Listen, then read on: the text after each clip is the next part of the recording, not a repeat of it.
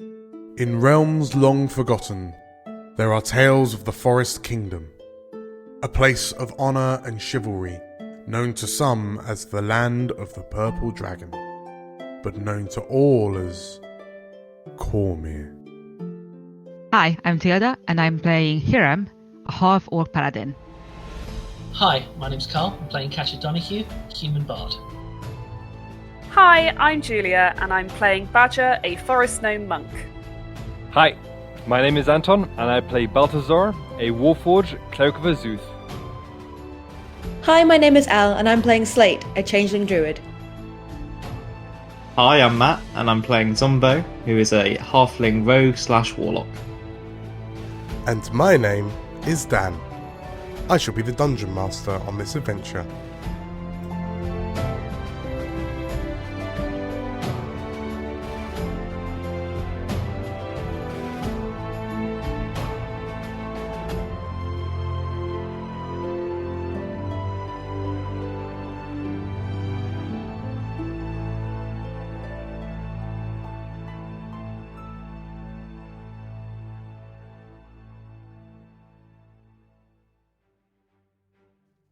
Good evening, everybody. Hello. Good evening. Hi, Dan. Hello. How's it How are going? you? Yeah, good. Good. Good. It? Good. Good life. Yes. Good. Good. Right. Well, Good.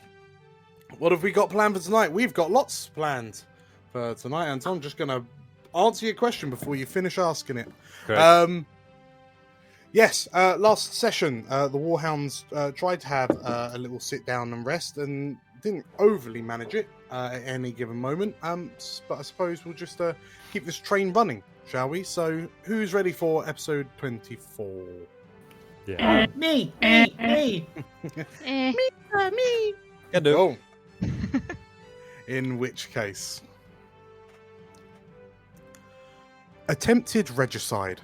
Genetic experimentation, xenophobic zealots, family abductions, insurrection, coerced abdication, dragon-riding astral pirates, elemental bombs.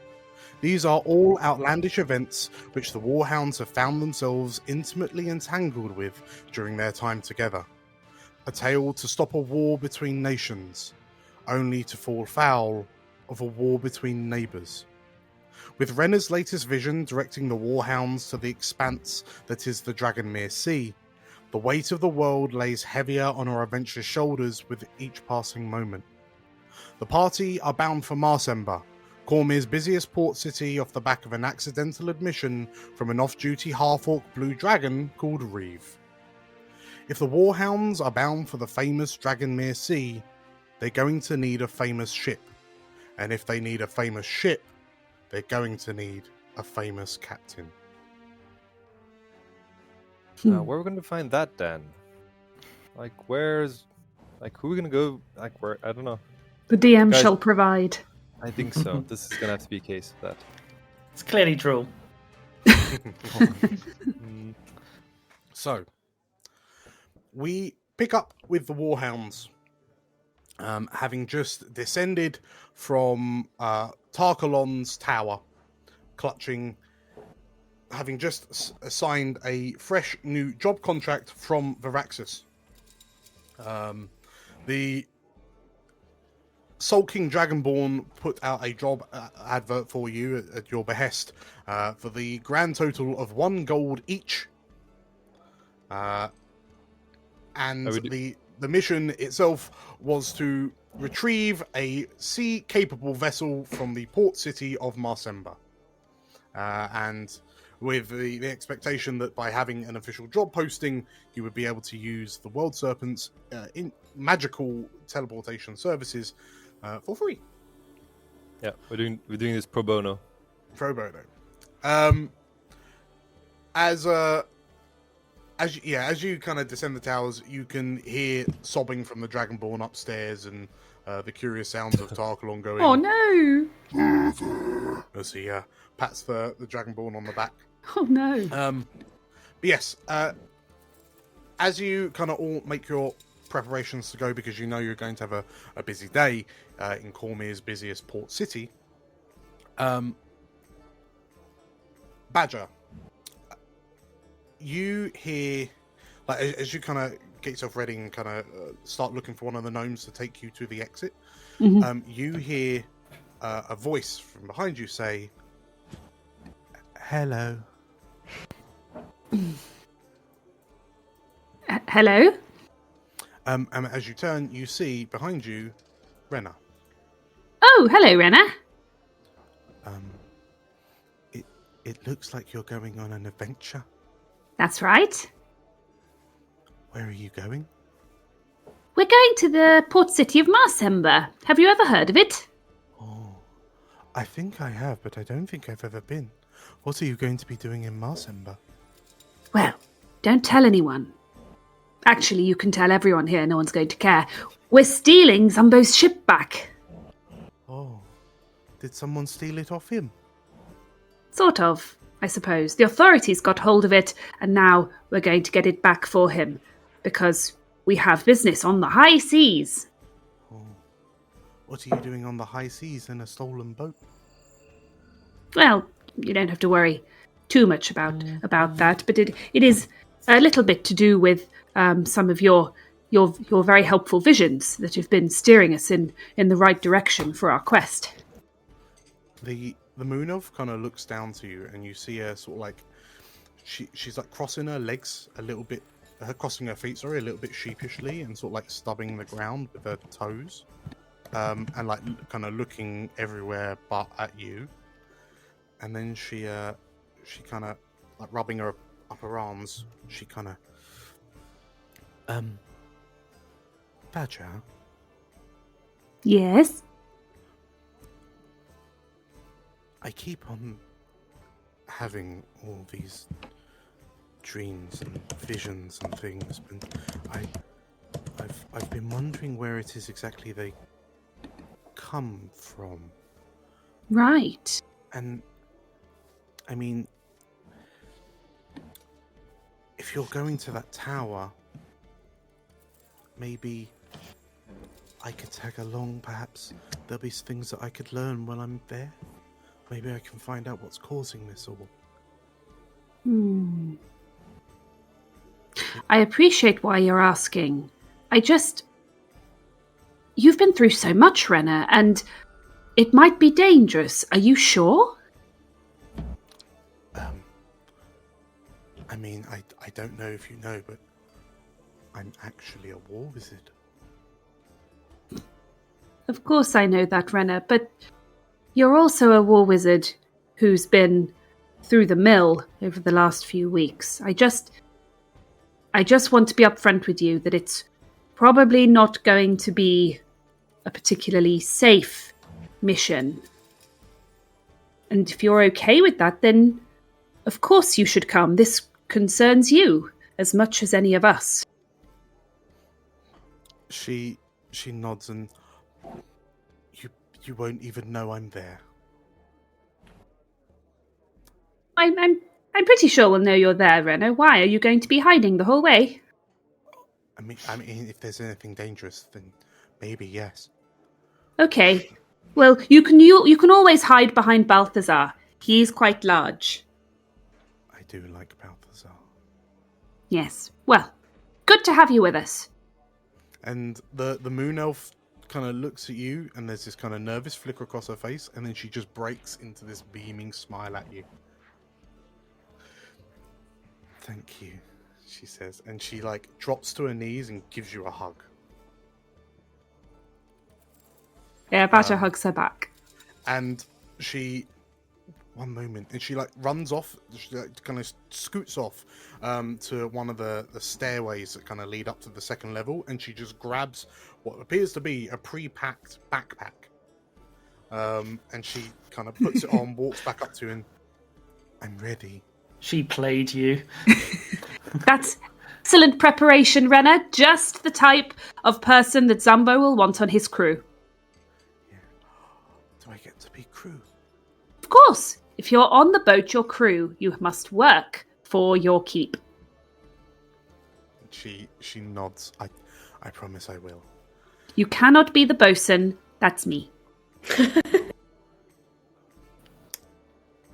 I'm sure I'll find something to do. And with that, yeah, the rest of you watch as Badger approaches. Renna, with a backpack, is in tow.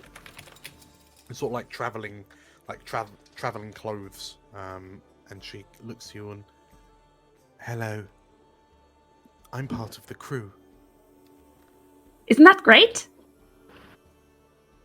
Well, of course you are. Welcome aboard, Renner. She nods and, I hear that someone stole your boat and we're going to steal it back. Is that right? Yeah, that's the rough gist of it. Yeah. Oh. She looks through the door that you're all kind of gathered in front of. There's a very thin but large-headed gnome, just kind of holding the door, looking a bit bored because he's just holding the door open with his foot because he's been waiting for Badger and Renner to come over, and he looks to you and, are you ready yet? I believe we are. On the other side of this door is what appears to be a broom cupboard. And Renner looks at you all shiftily and, I don't mean to state the obvious, but I don't think that's the way to Marsember. Oh, trust us, you'll see.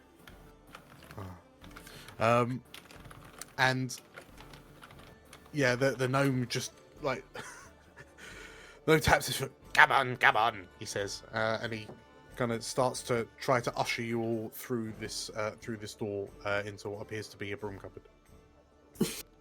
Yep, Ben? we go through. Yeah. Sure. So as you step over the threshold, who's the first to step over the threshold? Sorry. Badger will go through first. Okay.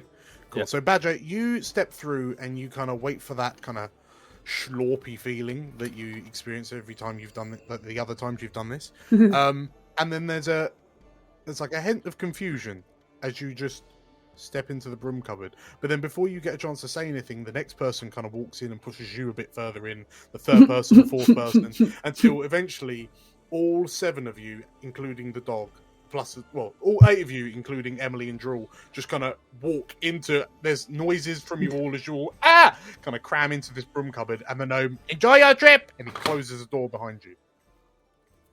And then in the darkness, you hear,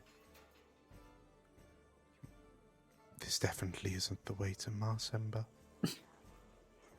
I'm beginning to think you might be right about that. Balthazar, what's happening? What do you mean, Badger? Balthazar, as the most magic of us, I want to know what's happening right now. I need a full brief. The only illumination in the room is coming from Balthazar's eyes, currently. Can we just open the door again? I'm not quite sure. I'll cast light. Okay. Suddenly your world is blown into... Your eyes are seared from the bright light in close proximity. And yeah, the 8 of you, you're just crammed into a broom cupboard. Do we- Like Balthazar's taking up the lion's share. If you guys don't mind, I'm just going to, and Hiram is going to open the door and look out. Okay. So as you open the door... Whee. You you open it to a corridor that was not there previously. Oh. Ooh. I close the door again. You are back in the broom cupboard. What do you do? So definitely the right place. Mhm. Actually, let me double check. And Hiram is going to do the thing when he opens, closes, opens, closes like a couple of times. Hiram, I don't mean to be rude, but it's very cramped in here. Sorry. And if you don't, it's okay about that. And if you don't let us out, I'm going to let Drool fart. No. Okay. I don't mind. Open door, look outside to see if there's anyone nearby, and then just step out. Okay. So you open the door up, and yes, you find yourself on like in this corridor that is clearly not part of the World Serpent's Inn.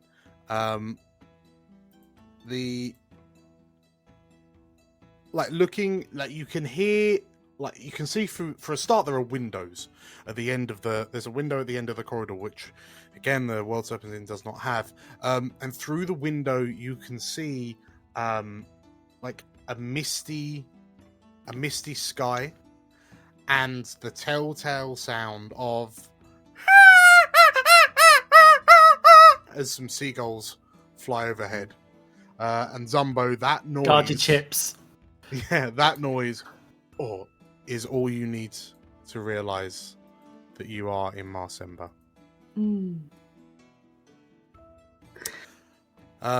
So yes, stepping out into this corridor, Zumba, you're probably the most qualified to know. But as you look around, you realise you recognise the place, but you realise you've not been on this particular part of this building very much in the past. You were on the top floor of the Drowning Flagon, a 3-story drink hall tavern inn. It's a bit of everything.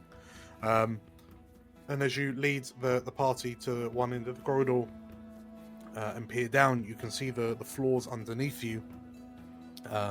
There are a number of kind of patrons and drinkers and even though it's early in the morning, dancers, all just kind of being merry on the 2 floors below. What do you do?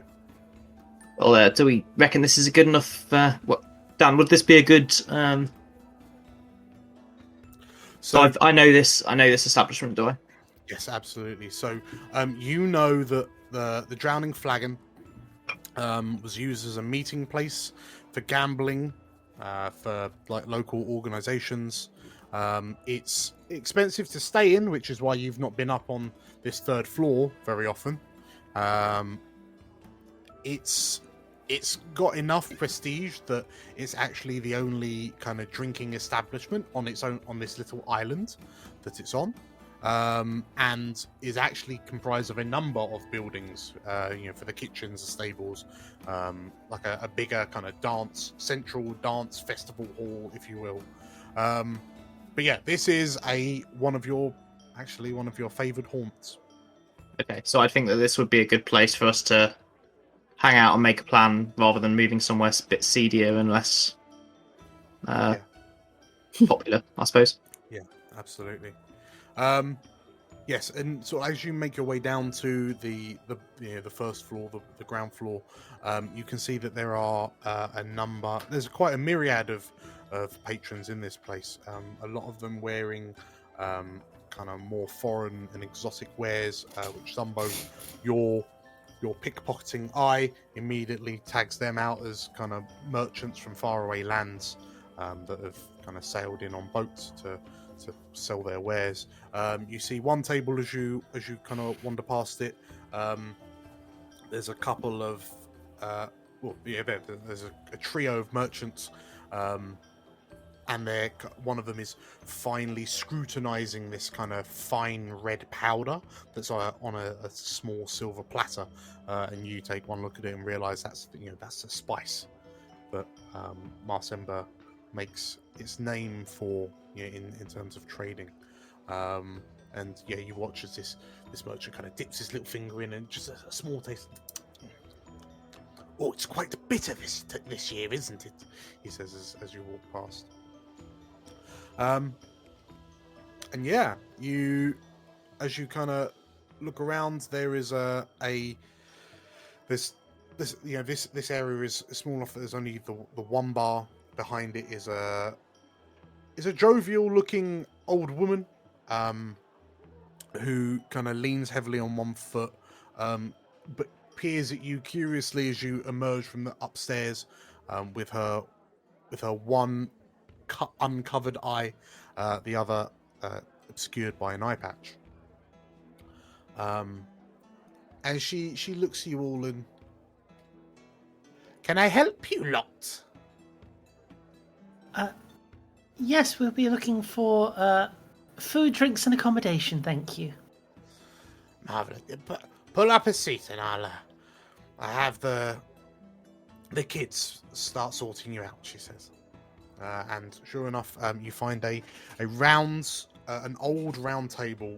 The wood that the table is made of reminds you of the side of a seafaring ship. It's kind of got this sturdiness to it. And Zumbo, you can't help but kind of rub your hand across the rough wooden surface, and it just kind of it's got that feel to it. Zumbo, where are we? This is the Drowning Flagon, Balthazar. Slightly, a bit of a pricey joint. Wouldn't come here on a regular occasion, but as it's a special day, and And we're quite a Marsember? landmark for us as a crew. Yeah, this is Marsember, yeah.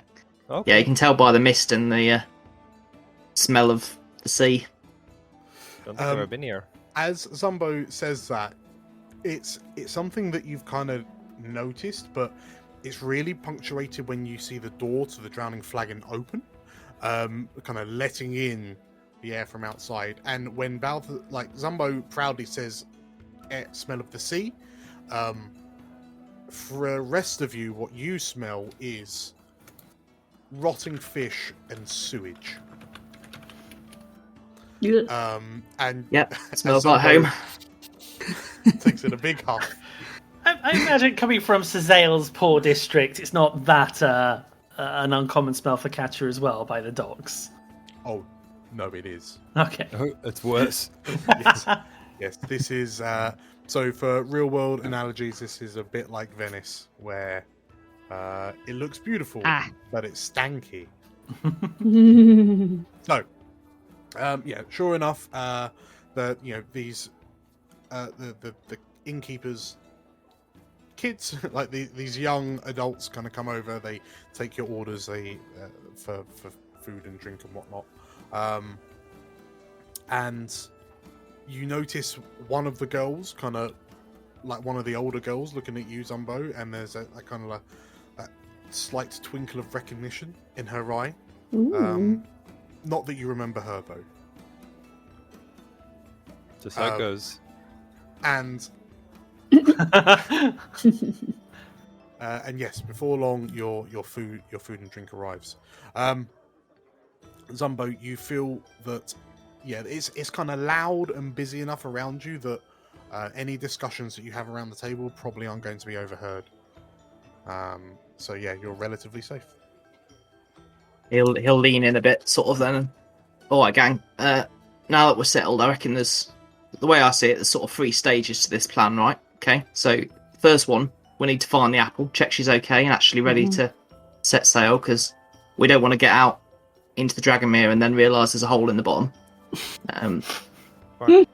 Stage 2, we got there's loads of blue dragon ships in this harbour, so we need to scuttle some of them so that if they try and give chase, we're not going to have a naval battle on our hands. And then stage 3 is we got to create some sort of distraction so we can actually get to the apple when it's time and we can get away without being accosted. How's that all sound to you lot? So I have a question, maybe more questions, but we'll start with the first one. So I think the only time I've ever really been on a ship is a stationary one. How much experience will I need to be on the crew? And what actually, here's the big one. What can I do? What can my role be? I was thinking like the person at the top of the top of there's a ship top, the top ship bit. I want to be the top ship person. How about that? You're talking about the crow's nest, Slate? Because you could actually turn into a crow, right? I don't want to be a crow. I mean, I can if that's what we need, but I don't... Just, the top of the ship. Not the crow's nest, the top of the ship. I think what Zumbo's trying to say, Slate, is the top of the ship is the crow's nest? Oh. Is that... So, is there always someone who's a crow? on a boat? Nah, not usually, but you got a unique set of talents, really, haven't you? Yes. Yeah, never met anyone who could do that before. I mean, we don't need to worry about it too much for now. We can improvise when we get on there. You can stand wherever you like, Slate. Okay. But also, wouldn't it be good for Slate to be a crow? Because then they would make an excellent scout. Well, I also read, like, you know, in some of the books I used to read, like, you could also be a parrot. Like every and live on the shoulder of the captain. I see where you're going with that. in the Yeah, I've books got I've one read, annoying pirates animal had- on my shoulder already. So, Zumbo, you've laid out your 3-step plan. Foolproof. to 3 stages, success. 3-step plan. So, how do you propose? So, realistically, there's give or take, there's 6 of you. So perhaps if you split up into pairs, you'll be able to accomplish each of these simultaneously. But yeah, Zumbo, who do you think would be best to check on the state of the apple, the bobbing apple, and how do you propose they go about doing it? How do you/they propose you go around doing it? Well, I reckon it's got to be me, really, who's checking on her, making sure she's okay. Okay. But who would I take along? Just out of character, Balthazar's got a few spells that are quite nifty. He's got walk on water, and he does have control water as well. Nice. Also, does not need to breathe, so potentially can actually just walk on the bottom of the That would be amazing. of the sea, and I don't know, just With a big scuttle- drill. with a big drill, and go. "Whoop." Yeah, actually, Balthazar, that's pretty handy because you need to scuttle them below the waterline so people don't notice. Sure, So I mean, you'd be I can perfect do for that job. Ooh, amazing. Just oil me up, make sure I don't get rusty. Yeah, and maybe Katya can go with you because she's got those alchemist fire. So you know, if the whole drilling into the thing don't work, you can just. May I suggest we don't send a person with the alchemy fire to a shipyard with lots of wood? I think that was the idea here. We send the person with alchemist fire to the shipyard, and we leave the shipyard ablaze if we need to. Okay, I also want to point out, if you burn everything down, we don't have a ship. Well, no, I think what you're saying is just And we go to jail. only if they catch us. We Yeah. do need to stop the other ships, the purple dragon ships as well. So we are committing sabotage. Maybe the alchemist fire is better for a distraction elsewhere in the city then, Possibly. unless you want to save it for Ursula's taverns. I That's am fine. not sure how I feel about our plan B is arson.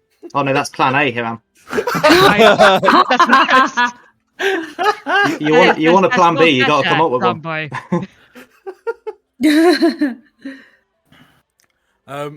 I was Okay. going to Go. maybe suggest Zumbo to find the apple. Maybe me and Badger could go out. Like Badger's very keen of sense, and you know I've obviously been experimenting with reading thoughts. You know, maybe we can. You know, either Badger can spot it, or we can sort of maybe peer into the minds of a few blue dragons.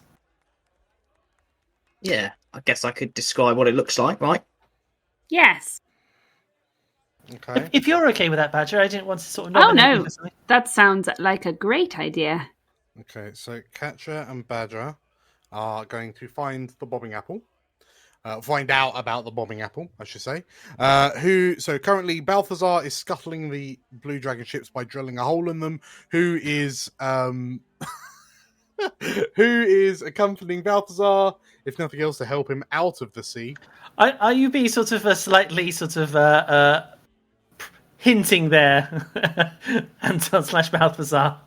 No, I'm just putting them there so I can read them first of all, but also Okay. just share them. What I can do is I've also got Arcane Eye.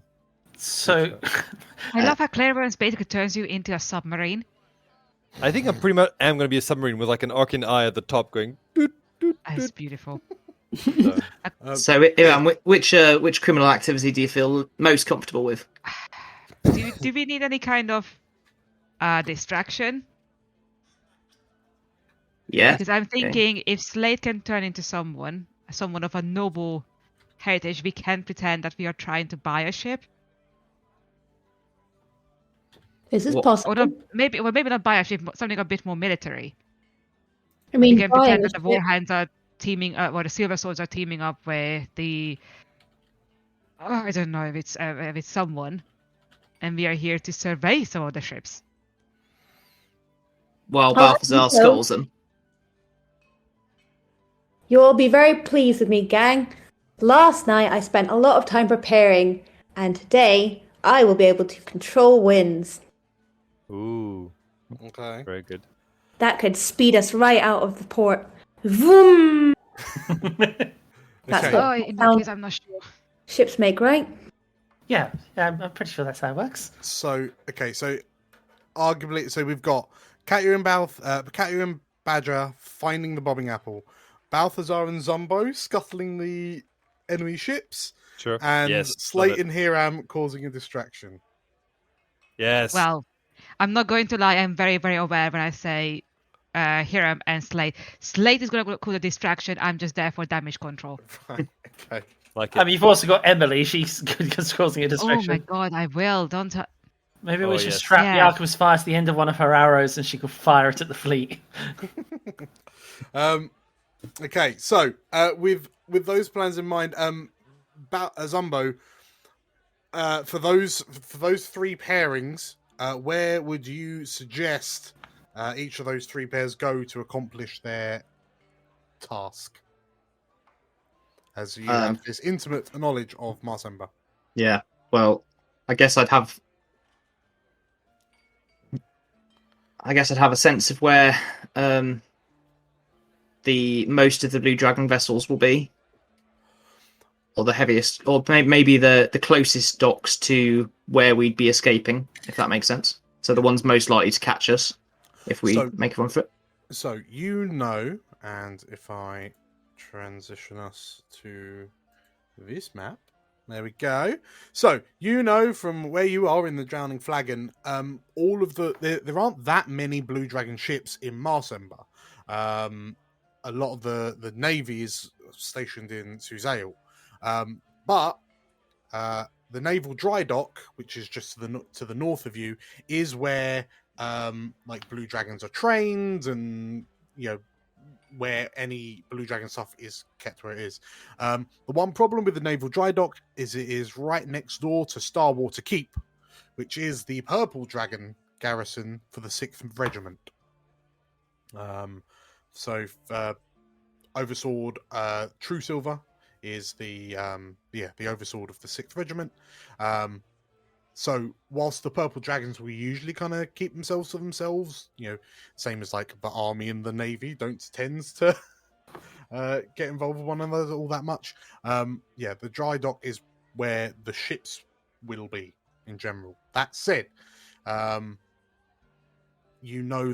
any Blue Dragons that are lurking about will probably be in various taverns, kind of drinking if you were trying to kind of get information about the bobbing apple through discussion rather than say perception.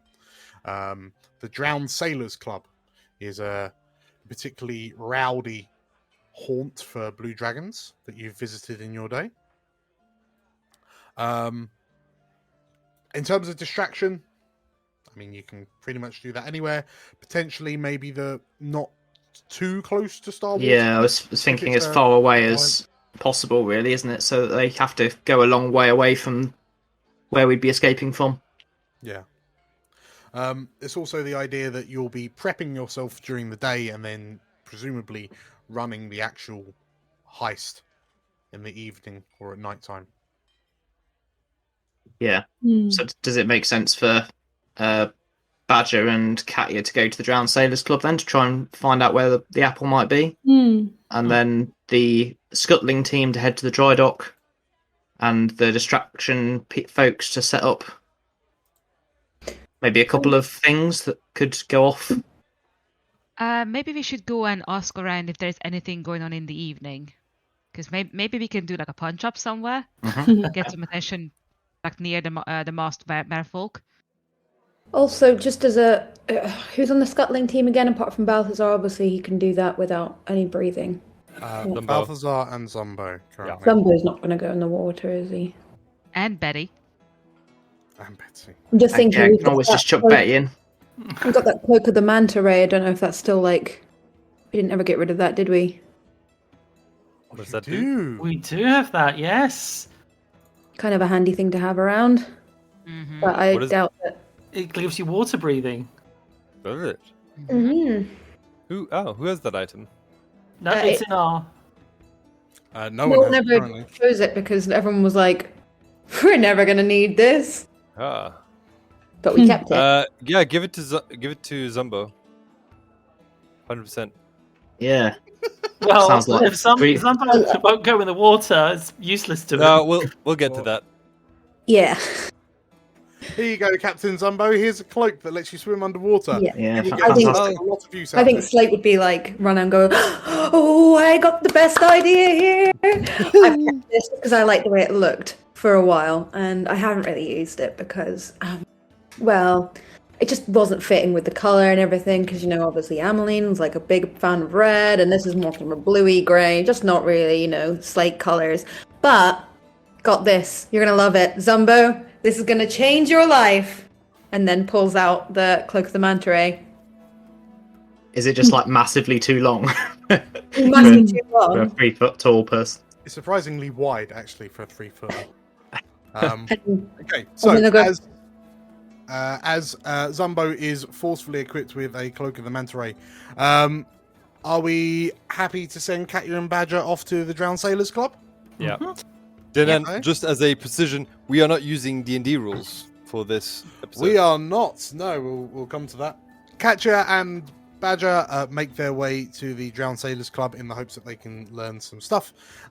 Meanwhile, Balthazar and Zumbo, presumably you're gonna just kind of make your way to the dry dock relatively quickly, and then Would there be time for me to grab Hiram quickly? yeah, absolutely. Okay, so as we Well, so just before go you do that, so hang on. Where Slate and Hiram, where are you making your distractions? I don't think we would know at this point. We want to have the feel of the city Sure. to see where we can actually do some distraction. Okay, so I'll probably go from here all the way to the Marsember, see what's going on. okay. Can, Well- can I check? I would hazard. There must be some sort of like balustrades things, whatever they're called. Not balustrade. What is it? Like the buttes or whatever, where people can, warn people that things are coming, that bad things are going. Basically, it's coastal, isn't it? So Yeah. Yes, there I are. Okay. think Slate would be looking out for those sort of places, and probably pointing them out to Emily. I was like, "Oh, there's someone up there. There's someone up there." Before everyone leaves, as a ritual,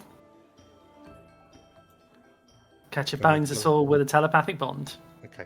Yes. Hey! Chat. But yeah, Katya, you cast that. Before Katya, before you cast that, with the rough plan kind of in place, and we all appreciate there's going to be a lot of improv. Zumbo, you managed to catch Hiram and take him aside. yeah, I think as we were coming down the stairs and were greeted by that one-eyed woman, Zumbo would have had a quick word with her, and he's gonna say to Hiram, Hiram, do you mind if I just borrow you briefly before we all set off? Yeah, of course. Yeah, good. Cheers. Follow me if you don't mind. And he's going to lead Right. Hiram upstairs to one of the rooms that we've presumably booked out. Okay. Or that I'd arranged to have from this woman. Yeah. He's going to open the door, and there's going to be in the centre of this room is a big cast iron bathtub full of water. He's going to close the door behind Hiram. Okay. And without kind of any explanation, he's just going to start taking off his jacket and taking off his braces and unbuttoning his shirt. Hiram is just standing there, frozen and blushing like no tomorrow. Like, Zumbo? Yeah, sorry, probably What's going should explain.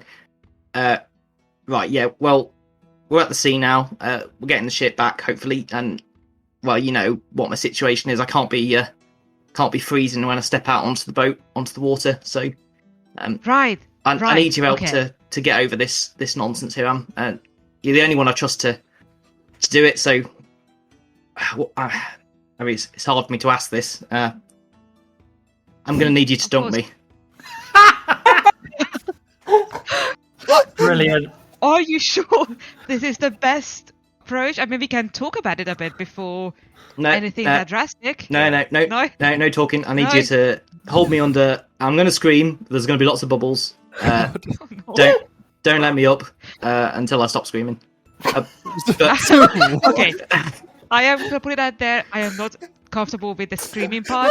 I mean, a safe gesture, something safe that I actually know that you want to come up. Okay? Ideally, if you could pull me up, between the screaming stopping and the bubble stopping, that would be ideal. Amazing. I am going to say, if you genuinely feel like you're about to die, can you pinch me? Yeah, I reckon I can do that. Here I am, yeah.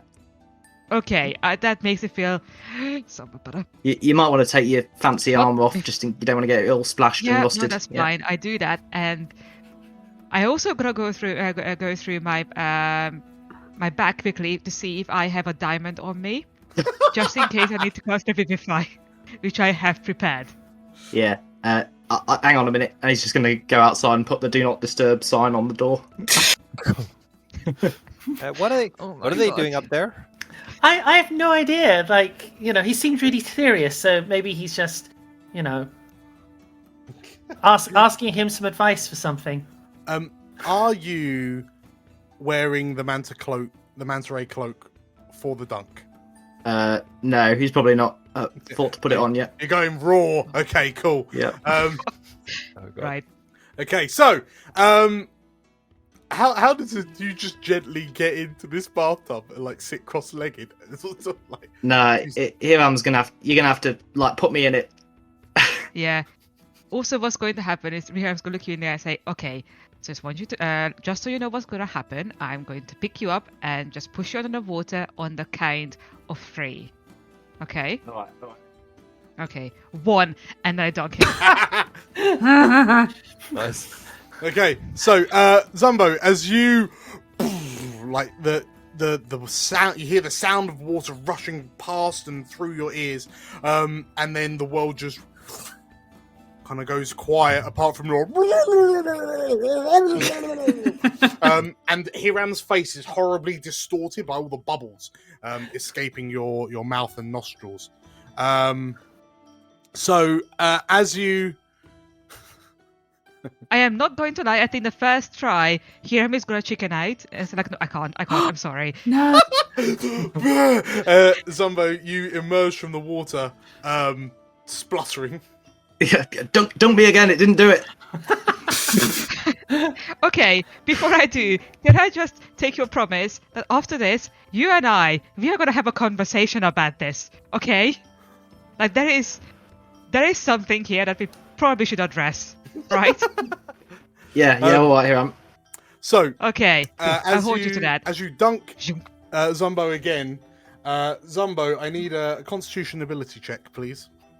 You get some bonuses because of Hiram. Yes. Mm-hmm. +3, I think. Okay. Is that just saving throws or? It's just straight click. Actually. So it's actually proficiency 4 now, so isn't it? No, not yet. No, not yet. Oh, it is, but yeah. So that's a 20 with Hiram's help. Nice. Hiram's divine aura.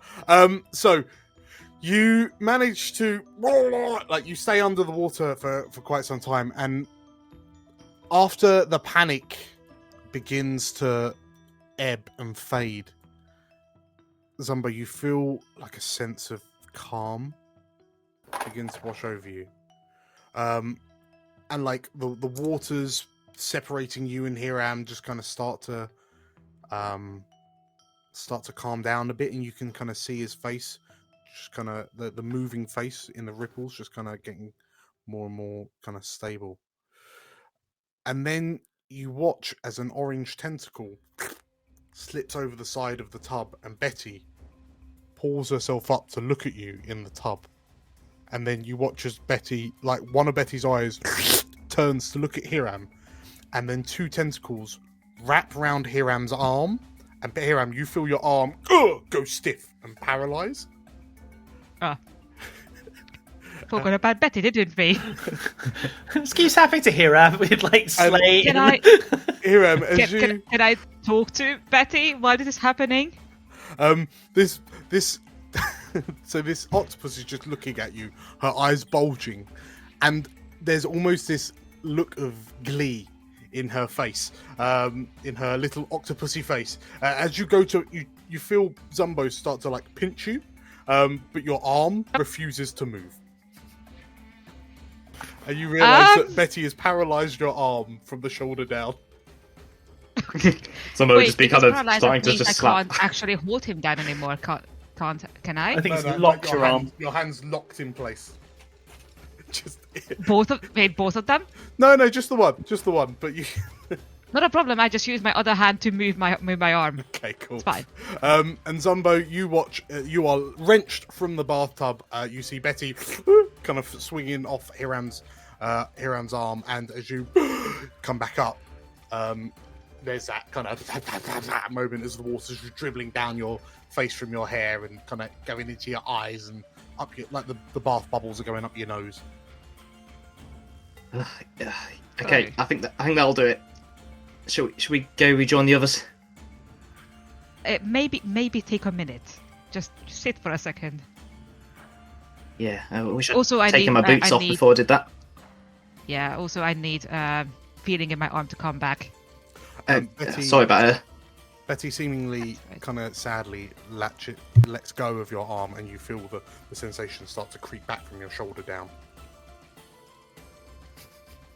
And as you stand there with a dripping wet Zumbo, you watch as there's a sploop, and as you look, Betty's just fallen into the bathtub and it's just octopusing around. Right, that's very cute. I am gonna have a drink. Okay. You do you. So with that out of the way, as It's going to get to the point that if anyone asks here for help again, he's going to go, no. So whilst this is all happening, we pick up with Catcher and Badger. So you make as you emerge from the drowning flagon, you find yourself on what appears to be a sand island. With a bridge. There's a bridge, like as you exit the drowning flagon, there's a bridge that extends to another island. And Badger and Katya, as you look out, it dawns on you that Marsember is, for all intents and purposes, this kind of this archipelago network of tiny islands that just kind of bridged onto what appears to be the mainland off in the distance. It's hard to make out because of the fog, and also your eyes are watering slightly from the stench. As you kind of like following the direction you've gotten from Zumbo, you kind of make your way north, and then over a bridge, and then south, back over another bridge, to another island. You find an establishment called the Drowned Sailors Club, and where is it? So, and as you stand looking at it, it dawns on you that unlike the other buildings in Marsember that you've passed, like all the buildings are made of the same kind of material. The walls are stucco, the roofs are slate or heavy wood. They all look quite sturdy. Whilst the Drowned Sailors Club is made of the same materials, it looks significantly run down, and kind of tattered. As you push you stand in front of the door, you can see that the sign hangs from one of the ropes that hold the signs up's broken. How do you want to do this, Badger? What? If you can read minds, right? Mm-hmm. So if I go around just sort of talking to people about interesting ships and things, I'll be a ship enthusiast. And then you just sort of tune in and see what people are thinking. And I'll try and maybe if I'm already talking to them about what ships have come in and what exciting acquisitions the authorities have made, then maybe people will think about where the bobbing apple is.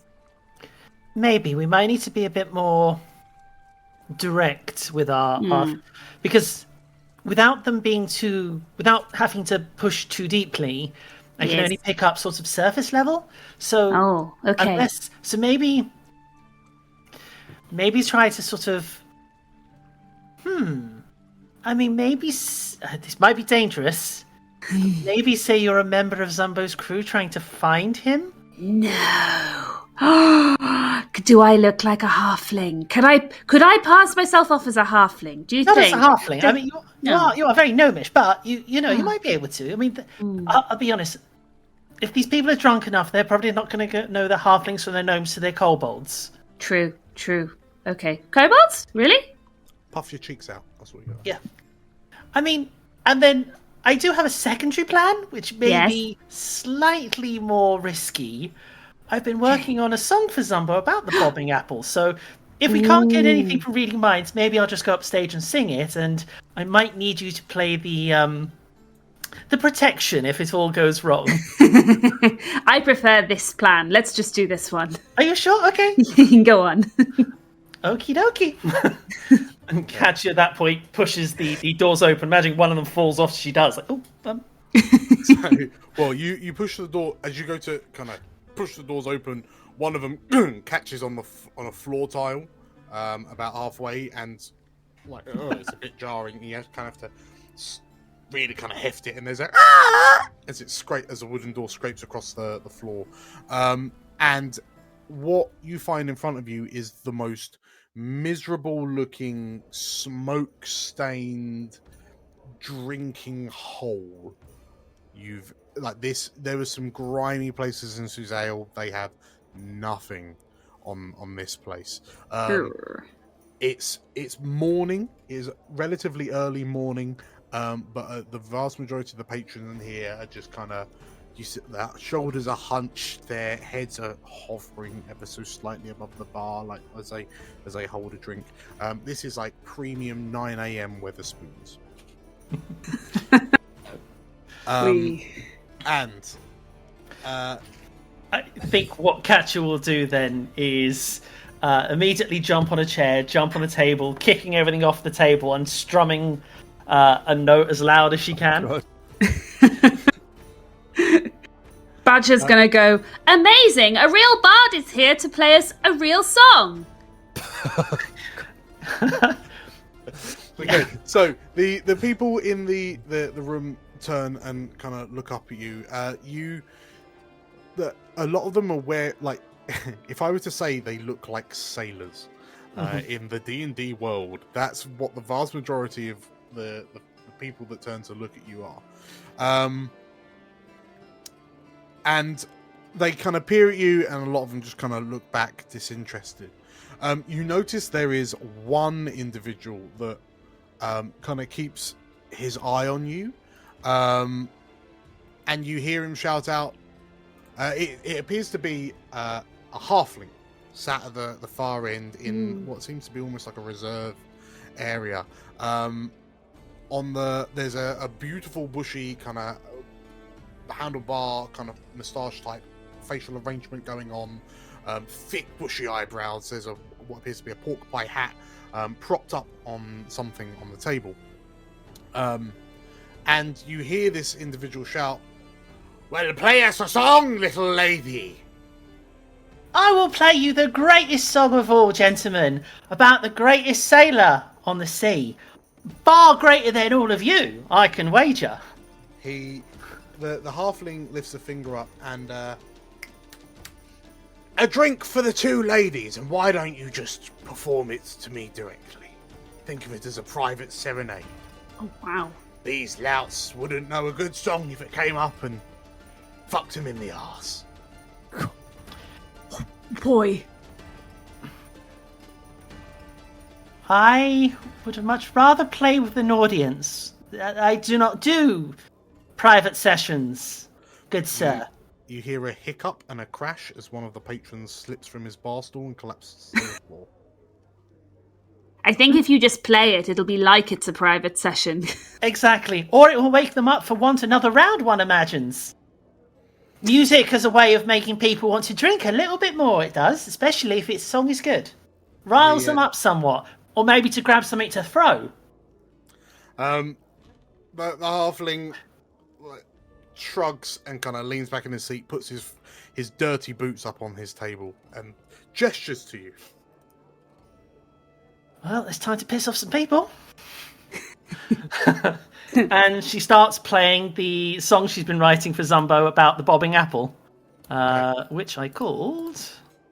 What is the title? There it is, logs. Song list. I called it An Apple Bobbing in the Sea. Yes. Very good. It's a song dedicated to the Red Pirate, Zumbo Marifat, and his triumph over a kraken. Okay. So, you start playing this song, and there's halfling at the far end of the bar who's just kind of sitting there watching you. Like, he's sort of nodding along. Badger, you notice as Katya plays and she starts moving through the various stanzas, this halfling starts to look a bit confused. Like, there's a frown that crosses his brow, and then he slowly takes his feet off his table, and he stands up, and he doesn't really gain that much height because he's a halfling. But what was the name of this cabin again? Katya, while still playing, she's added singing it as well. Question should be saved to the end. And then the halfling rolls his eyes and then looks at you, Badger. What's the name of this cabin? No, this is the best bit. You've got to listen to this bit. I imagine Katya do that thing, but now she's got she's hopping on one leg forward, crouched, and then ding, ding, ding. The halfling approaches you and sort of has now left his booth and has walked up to the table that you're dancing on, Katya, and he looks to you. And then during the chorus, does it have the name like Marrowfat? Or I imagine, yes. So the song's about the dread pirate Zumbo Marrowfat. It's going to mention Marrowfat. Zumbo Marrowfat. Okay, so as you say, why do they pick a bar to play a character when I can't sing in real life? Why do they do this to myself? So as you say the name Captain Marrowfat, the halfling in front of you, who's now approached you, finishes off his drink, slams it on the table in front of you. Oh, sir, does my song offend? And the halfling in front of you, how do you know of Marrowfat? Why, he's a talk in all the taverns around Sazale. Is he now? Is indeed. Said to be the greatest pirate that ever sailed the seas. Well, of Cormyr. Well, in that case, given that it sounds like you find yourself in sometimes agreeable company, perhaps you and I can have a talk. Piepincher's the name, he says, and this halfling bows and takes his pork pie hat off and kind of gives you a big fancy bow. Edward Piepincher. Is that pipe incher or pie pincher? He looks you up and down. You see his thick eyebrows wiggle slightly, and it can be either for you, my dear. Ugh. Well, my name is Abigail, and this is my good friend Bodger. That's me. Hello, Abigail and Bodger. Now, I have a fine ear for things like this, and it would seem to me that you know more about this Captain Marrowfat than you're letting on. There's a certain intimacy that your words seem to carry. So, how about we cut the pretense? Because it sounds like you're up to something. Katya at this point jumps down, sits on the table, and like, he says we're up to something, Bodger. That's quite rude of him, isn't it? That's very Abigail. rude of him. Sorry, we should have worked this out beforehand, she says through It's okay. the psychic chat. It's okay. I assume the salty old dog's back in town, isn't he? Kat just sort of reaches into a bag. She's like, "Well, I bought this book," and she sort of like shows off Zumbo's diary. It's like, "I bought this book from a traveling merchant." And it's where, suddenly when I started hearing the name Zumbo Marifat mentioned all around Sazale, I started realising it was part of the book I purchased. Because, I like to buy diaries because they're good for songs. So I just sort of like wrote the songs I'm seeing in the book. He's written a diary, has he? He did, as far as I could tell. At least I think it's a Zumbo original. To be honest, I didn't think that the old trout knew how to write, but... As I've been reading the diary under Zumbo's request, has the name Pie Pincher come up in it? Yeah, I think it probably... Well, no. Okay, cool. Okay. So, Eduard gestures for some drinks to be brought to your table, and...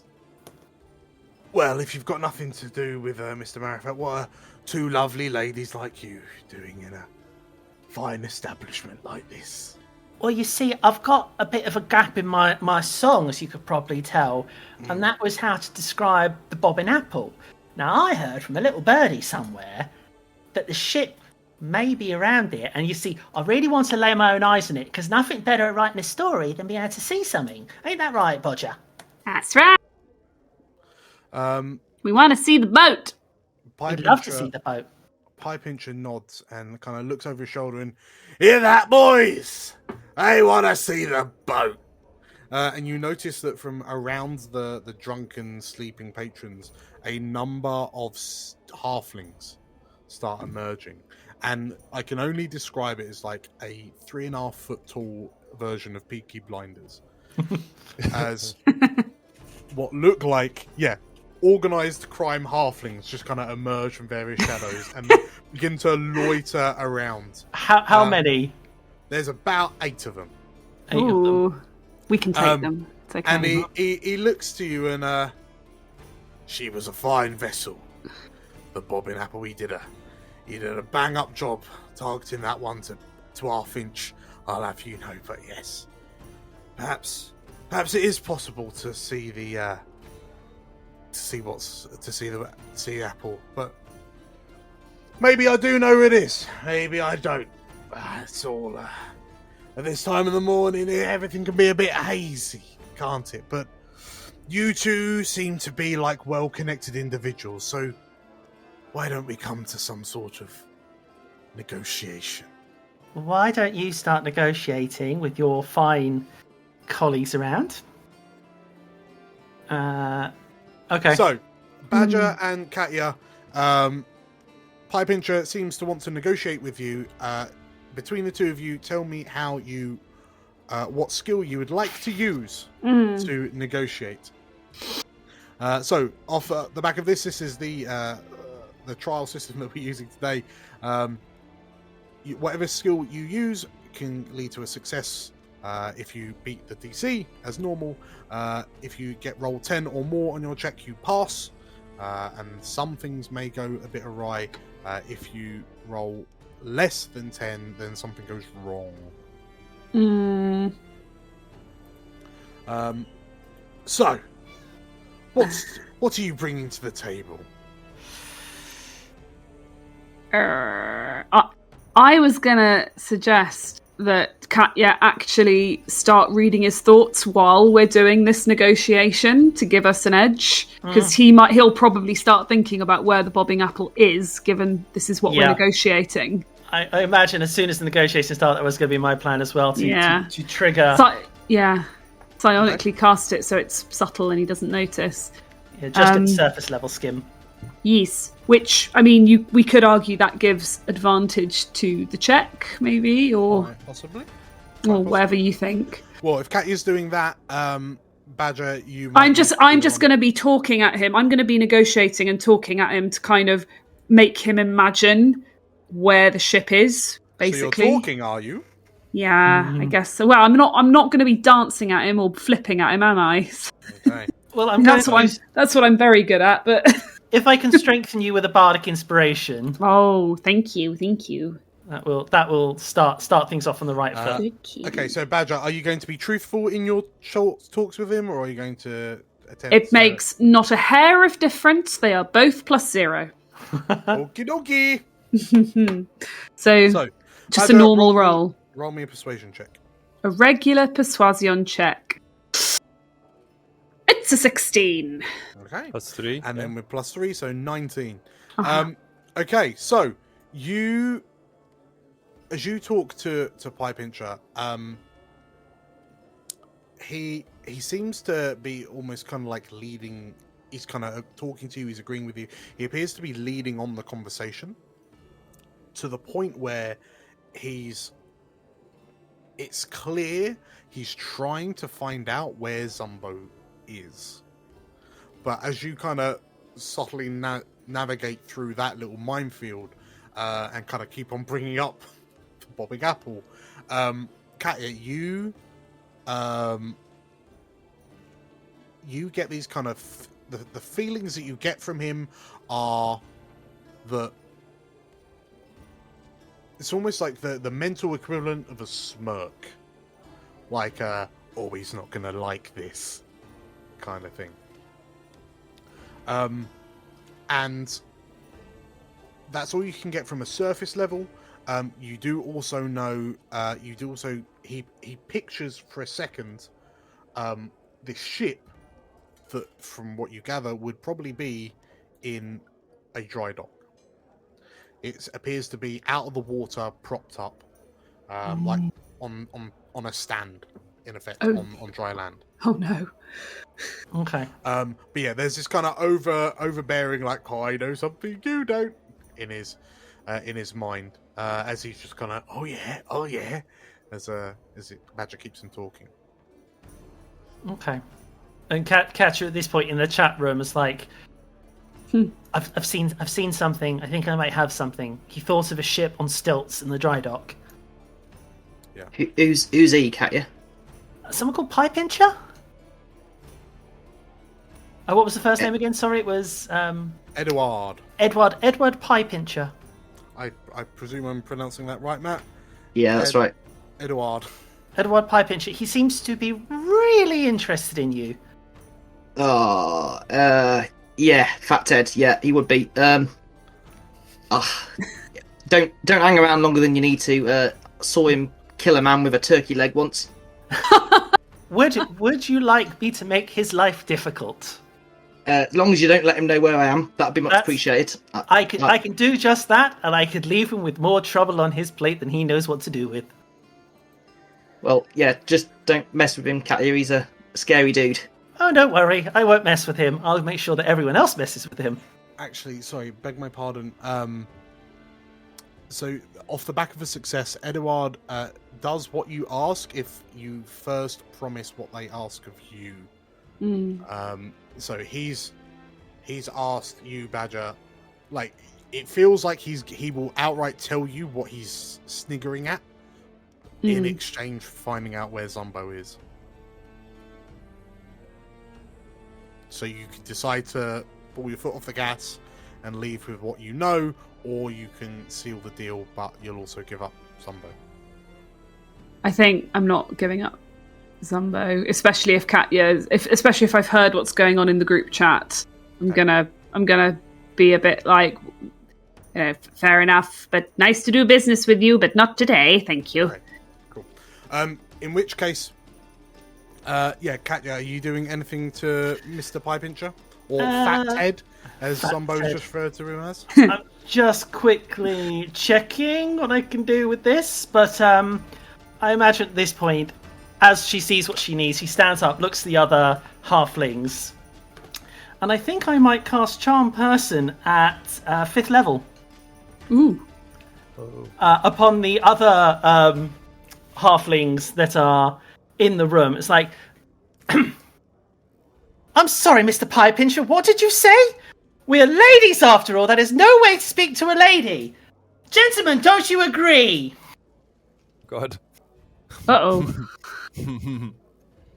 And it gets to be cast up to 5 people? Oh my gosh. Right, okay.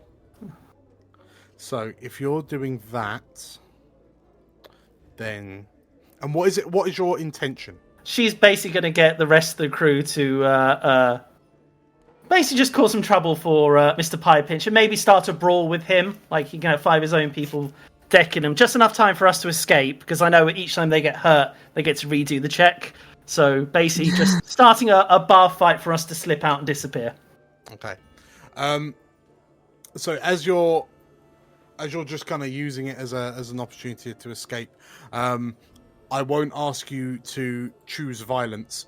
So instead, as you cast it, 5 of the 8 halflings all just kind of look to each other and, to be honest, boss, that was a bit off, they say. And Piepincher looks up and, what the pissing hell are you talking about? He says. And as the two of you kind of slip out, you hear the sounds of, get him! Get off! Ah! Time to go, Badger! Time to go! Off we go. The halflings descend into a punch up. The Drowning Sailors Club, you have been fantastic! My name is Abigail. Fuck you! And as you close, as people walk past the door, which doesn't quite close because it gets stuck on that floor on the way out, the sounds of fighting echo out through Marsember, and no one pays a blind bit of difference because it's the Drowned Sailors Club.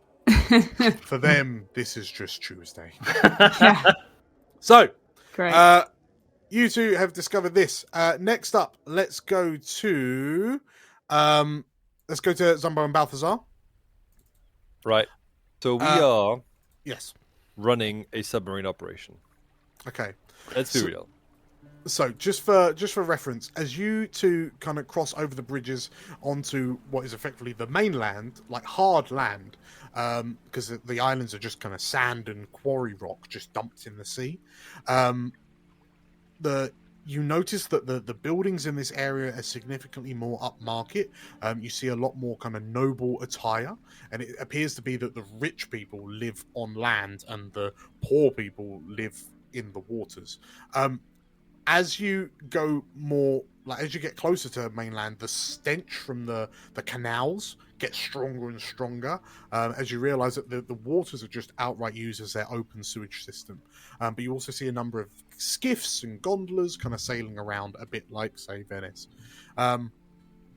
In front of you, as you cross over past the Old Ore Inn, you see a large wall and gate that separates you from the dry dock and Starwater Keep. And Hiram and Slate carry on further north. Okay. Well, Balthazar, you ready for this? Yeah, sure. So, do you know which ships we need to target? Well, not offhand, but hopefully it'll be fairly obvious which ones are flying military colours. Be able to pick out the fastest ones and we need to scuttle them. So, yeah. As an aside, all of the ships on the other side of this wall will be naval, will be military. There have been a number of other ships that you've seen kind of dotted around. Zumbo, you know that along the southernmost islands, there are a number of kind of mercantile docks, which the merchants will dock at. You also know that in the middle of the city is Morning Mist Hall, which is a temple to Lathander. They have a flotilla of ships that they actively hunt pirates with. Then all the proceeds they loot from the pirates goes into the donation coffer. Which you thought was ironic for holy priests. Yeah. Yes, all the ships on the other side of this wall, and there's about 12 naval ships in total docked at Marsember at any time, not including like the patrol boats that sail around for scouting for pirates in this area. It's going to be like the 5-star like helicopters, tanks.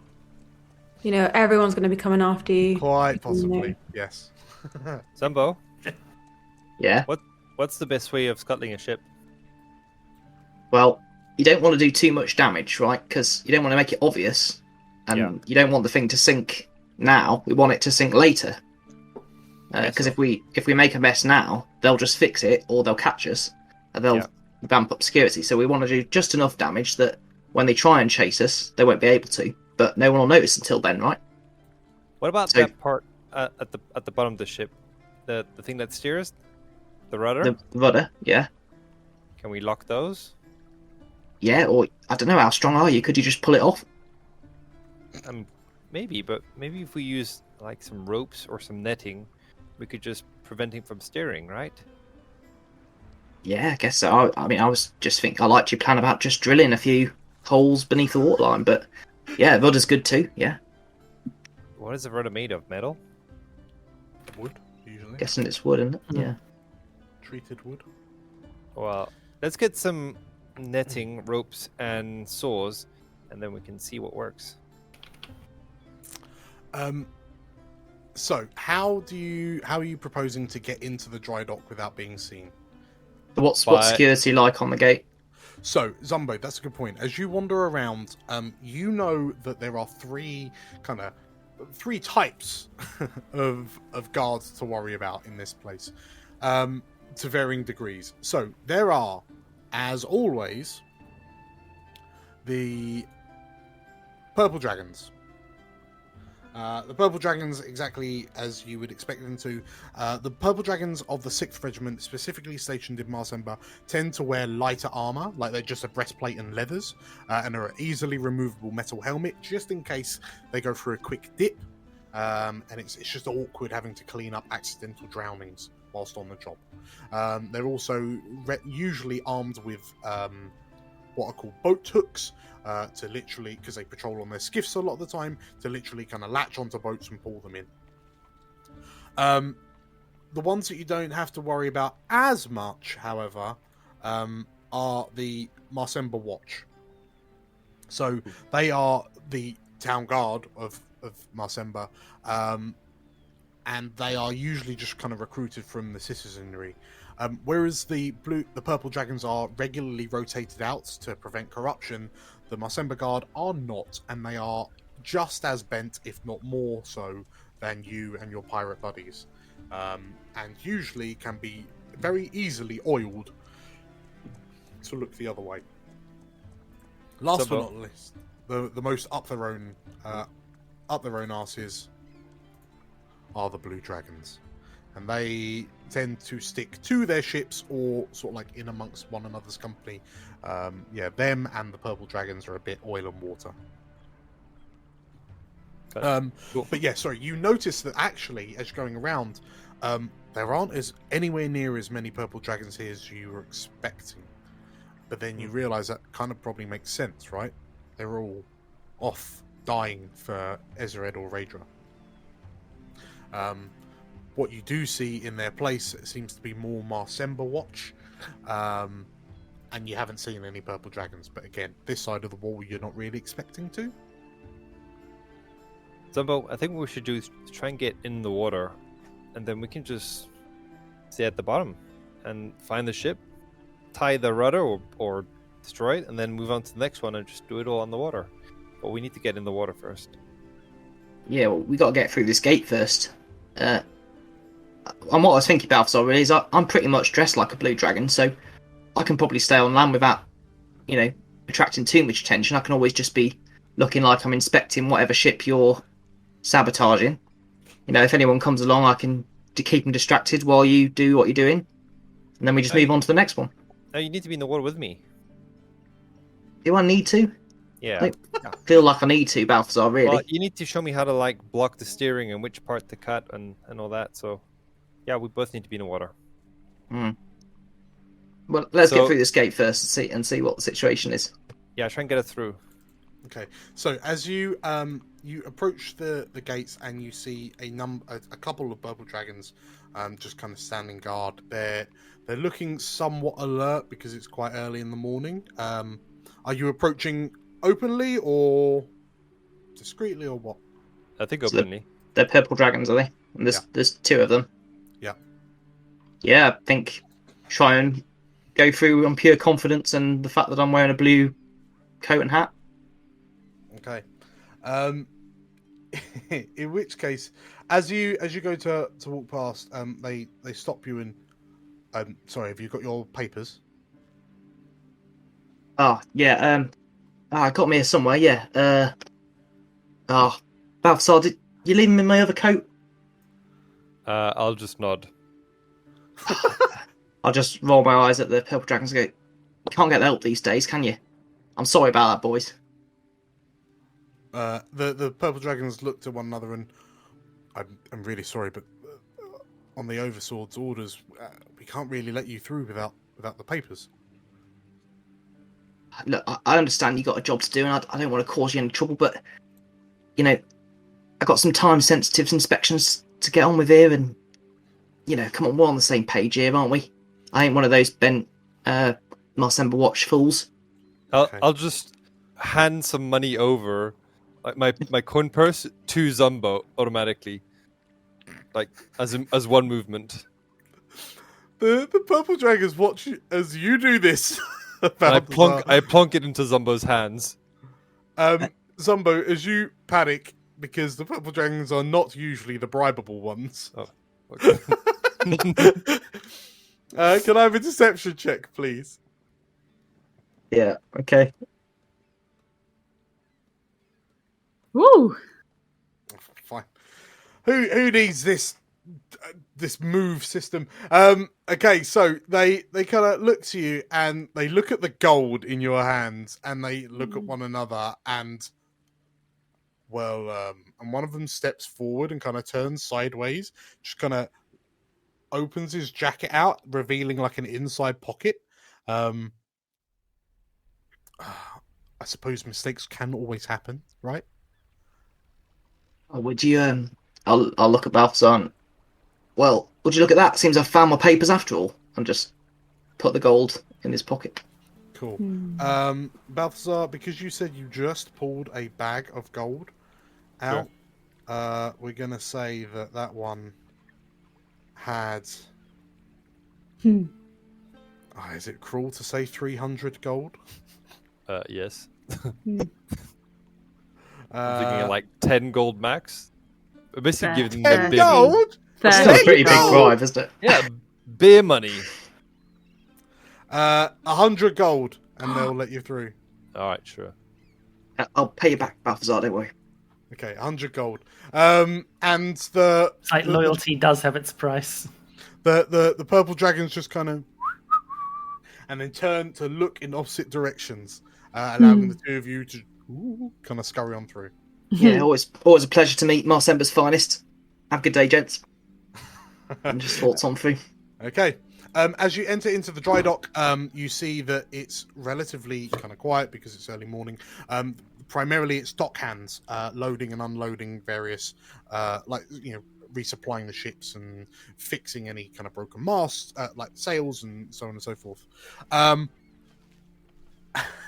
Ahead of you, you see a number of ships standing in the dock. You also see another ship propped up on the dock, with like a gangplank running up to its hull. And Zumbo, you take one look, and you recognize it. It's the bobbing apple. Oh, what have they done to you? They'll start sort of wandering over to it. As you wander over to it, you notice that the ship no longer has a mast. There are holes in it. It appears as if it's been almost like the fact that, like, looking at it, this thing would sink the moment it came into contact with water. In fact, the only things that seem to be fixed on the ship are the decks, for example. And as you stand there looking at your ship in horror, you can see a number of spotty-nosed blue dragons, like children at best, practicing naval drills on your ship.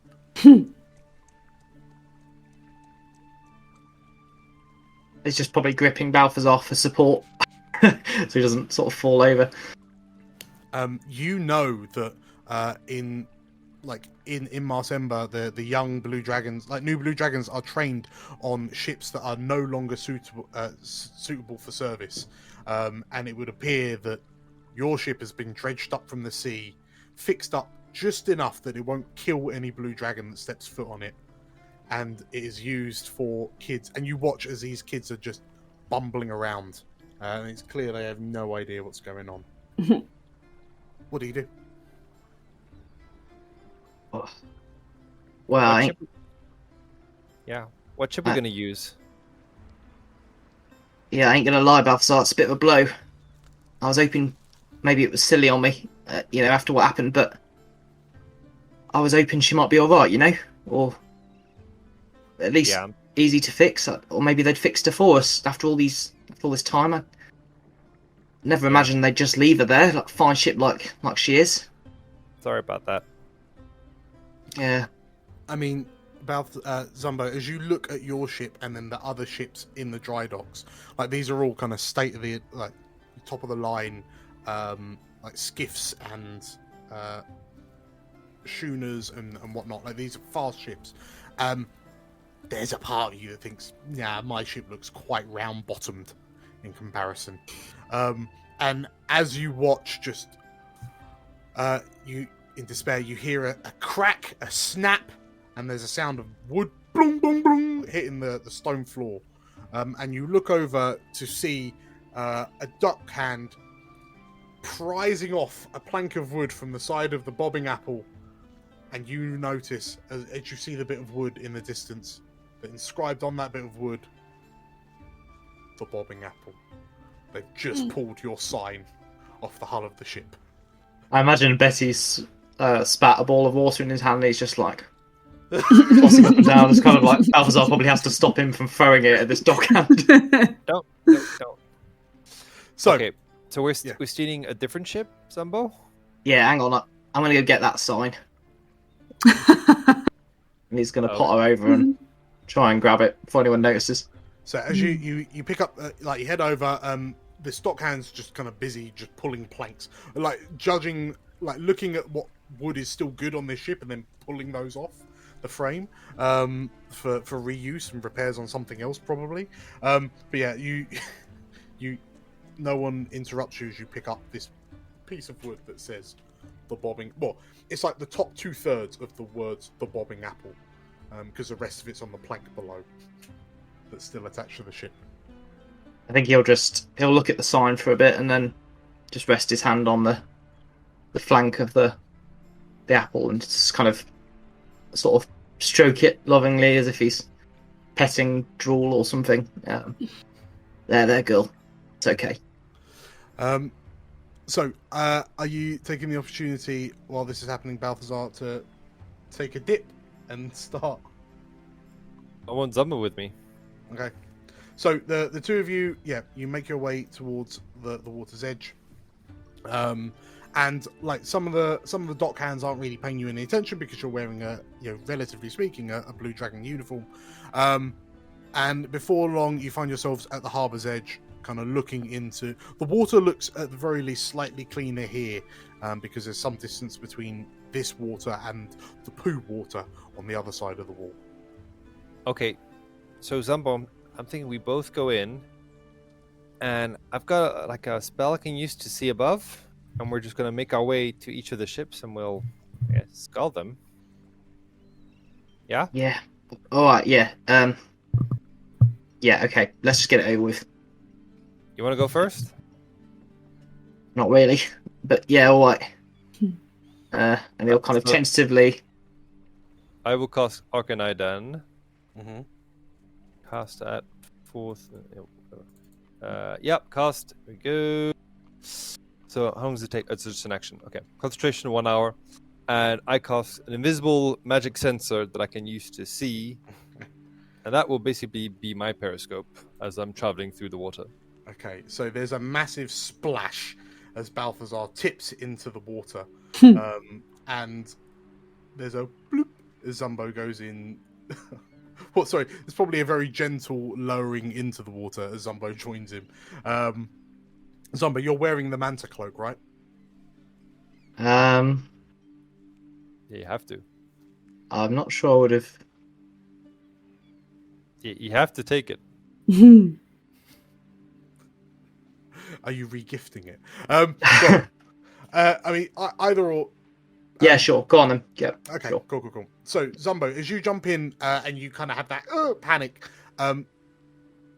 you realize as you kind of slowly take in a breath and you find yourself, like you feel like you're breathing in the water, and then you notice kind of water jets expelling from the cloak itself, almost as if it's acting as your gills, and and it feels safer at the very least.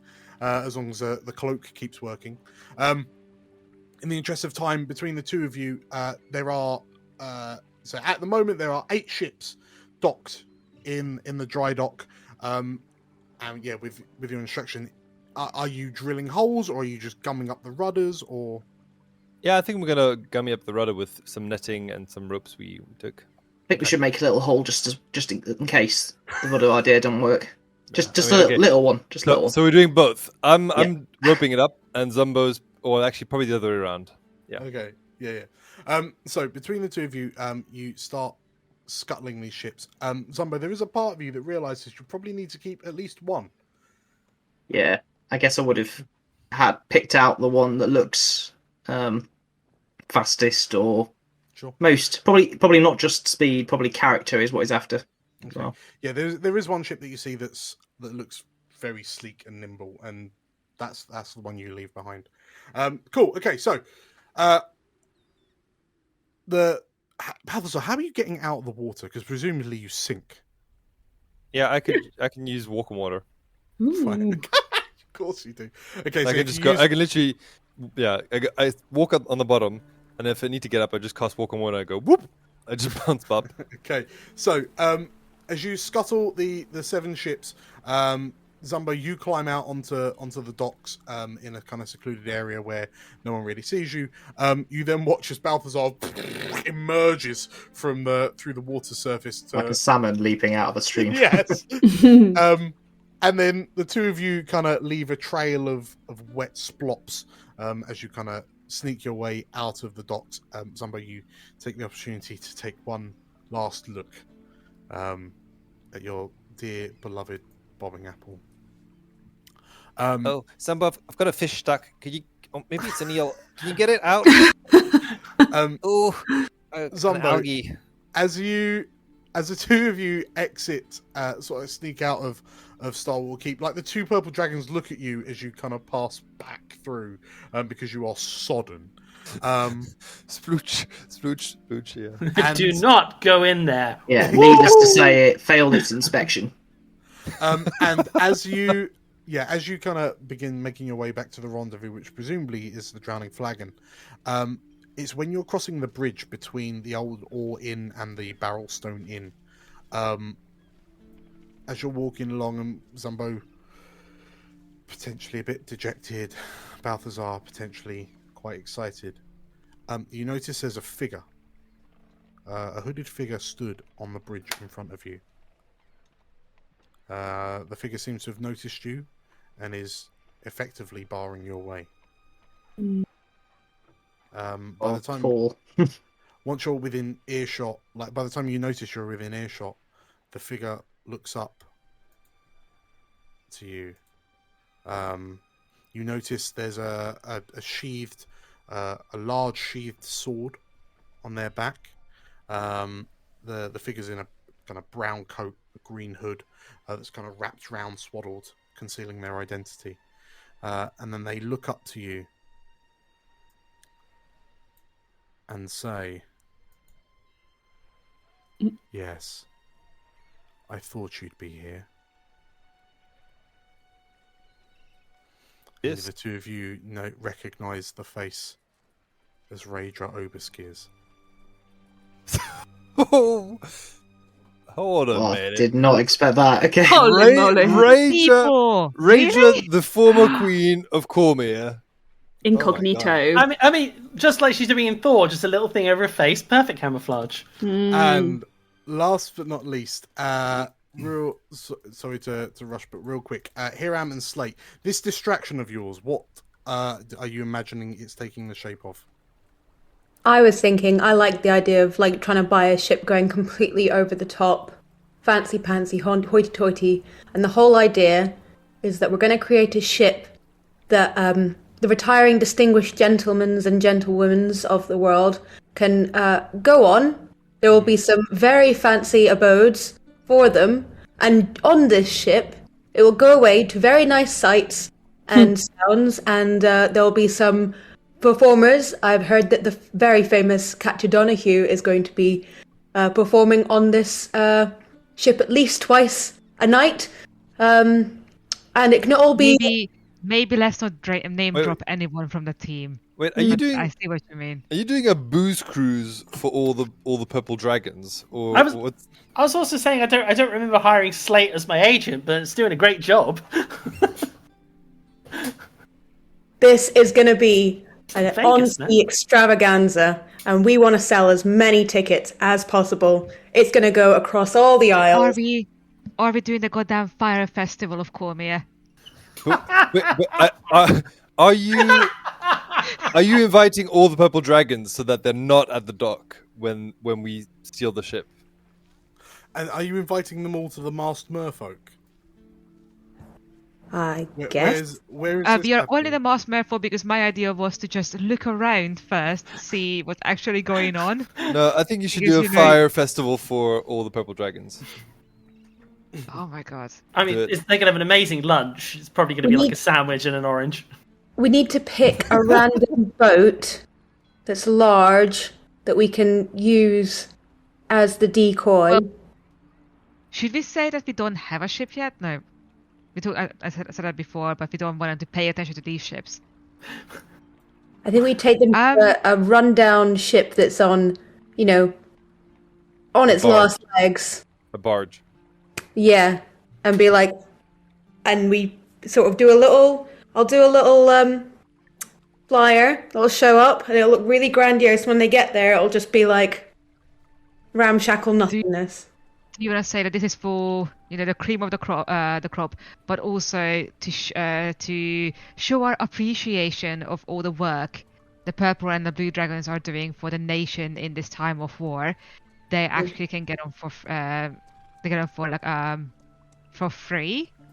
Should we say free? Is that too suspicious? No, do it for free. Should we ask them for some money? No. I love it. Oh, but this is before the opening night. Like they get to go onto the ship before everyone else arrives. Before all the nobility arrives. But you do need to keep them distracted and ideally boozed up. So you need to buy a large quantity of booze and some food, and get some music going, so that there's an actual festival that keeps them distracted. So the proprietor of the Masked Merfolk will be happy to host an impromptu noble purple dragon gathering, like Marsember Guard gathering, to sort of like draw them all kind of here rather than on the docks. Should we say this is going to be at this time, let's say maybe in a week's time, and this is just to show what to expect. This is obviously it's going to be more grandiose, but is it? Yeah. This is the launch night of the concept. There we go. Concept launch. Right. Okay. Here's the thing then. So, the Masked Merfolk will be happy to host it, but you will have to put forward a down payment.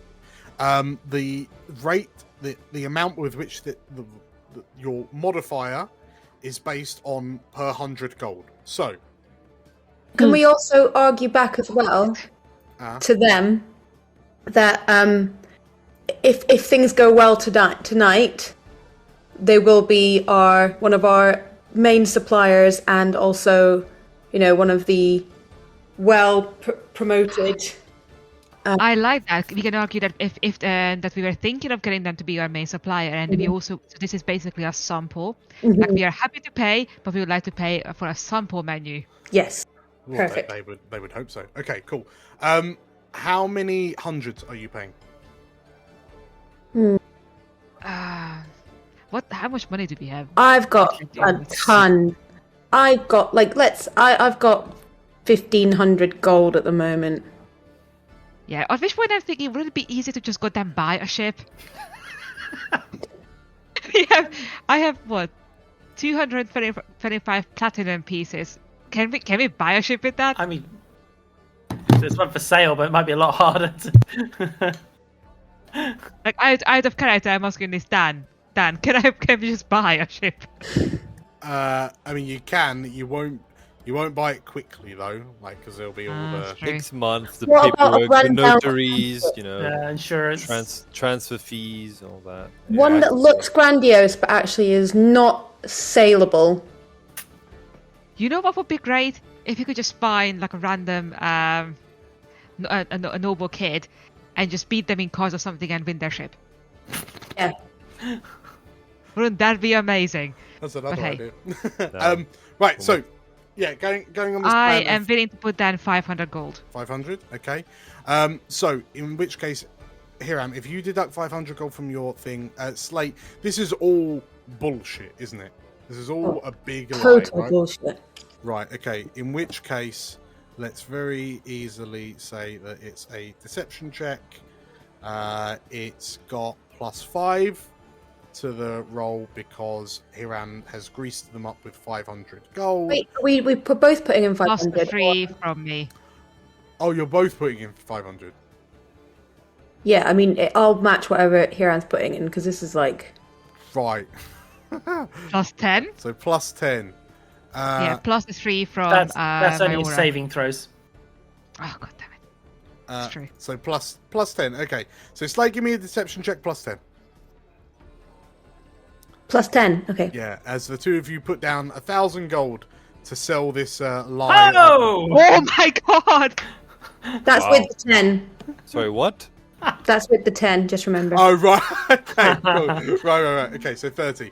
Okay, the owner of the Marsember folk is willing to drop everything. Because if you're going to come in and just drop 1,000 Gs, you clearly mean business. Dollar bills, y'all. Dollar And this bills. is just a deposit we're saying. Can I just remind everyone that the real life equivalent of this is like $100,000 or £100,000 Yeah. Yes. Using the fictive Yeah, transfer. they will get in all of the rare wines. Cool. Okay, so yeah, the proprietor of the Marsember folk is more than happy with your generous deposit, and we'll begin drumming up interest for tonight's surprise launch immediately. Yeah, in fact, he kicks all the patrons out, effectively closes up shop so he can send the staff out to gather people out. So, congratulations, you've just significantly reduced the number of purple dragons and Marsember guards that will be patrolling tonight. Can we call it Marsember Fest? Marsember Fest, yes. I was thinking Ember Festival, right? Yep. Okay, so as the the two of you begin making your way back, as you all kind of make your way back to the Drowning Flagon, let's grab a 5-minute break, and then we will see how well this prep helps you in the action phase to come. Cool, we'll do. Cool. Right, see you in 5. See you See you in a bit. Hey, it's Balthazar.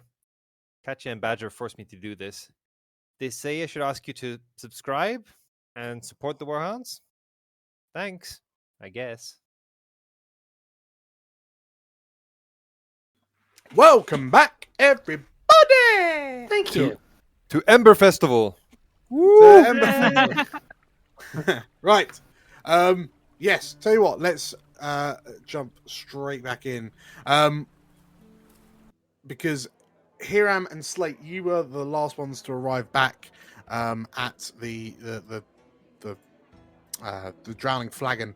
And as you kind of enter into the loud, bustling tavern, you see the rest of the Warhounds all kind of sat around a table awkwardly. We have a group chat, so they probably know ahead of time. Okay, that's a good point. In which case, the two of you arrive to see that, yes, absolutely, the Warhounds appear to have been joined by one Raedra Obiscere, Yay! who is sat at the table with the rest of the Warhounds next to Renna, very specifically next to Renna, with this.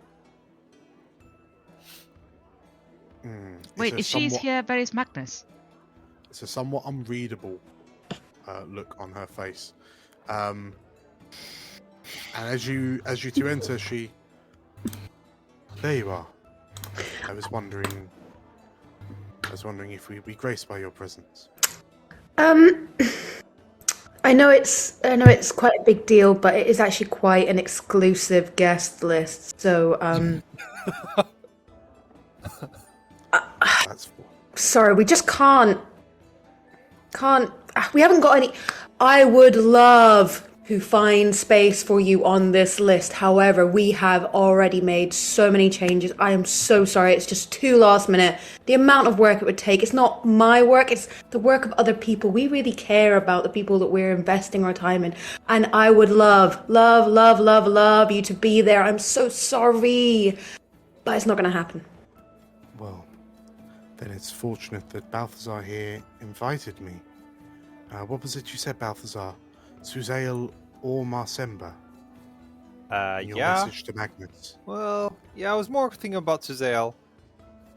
Well, Magnus finds it easier to blend into the streets of Suzail than I currently do, so it's been a while since I had experienced the delights of Marsember, and it's such a delight to see that you're all here.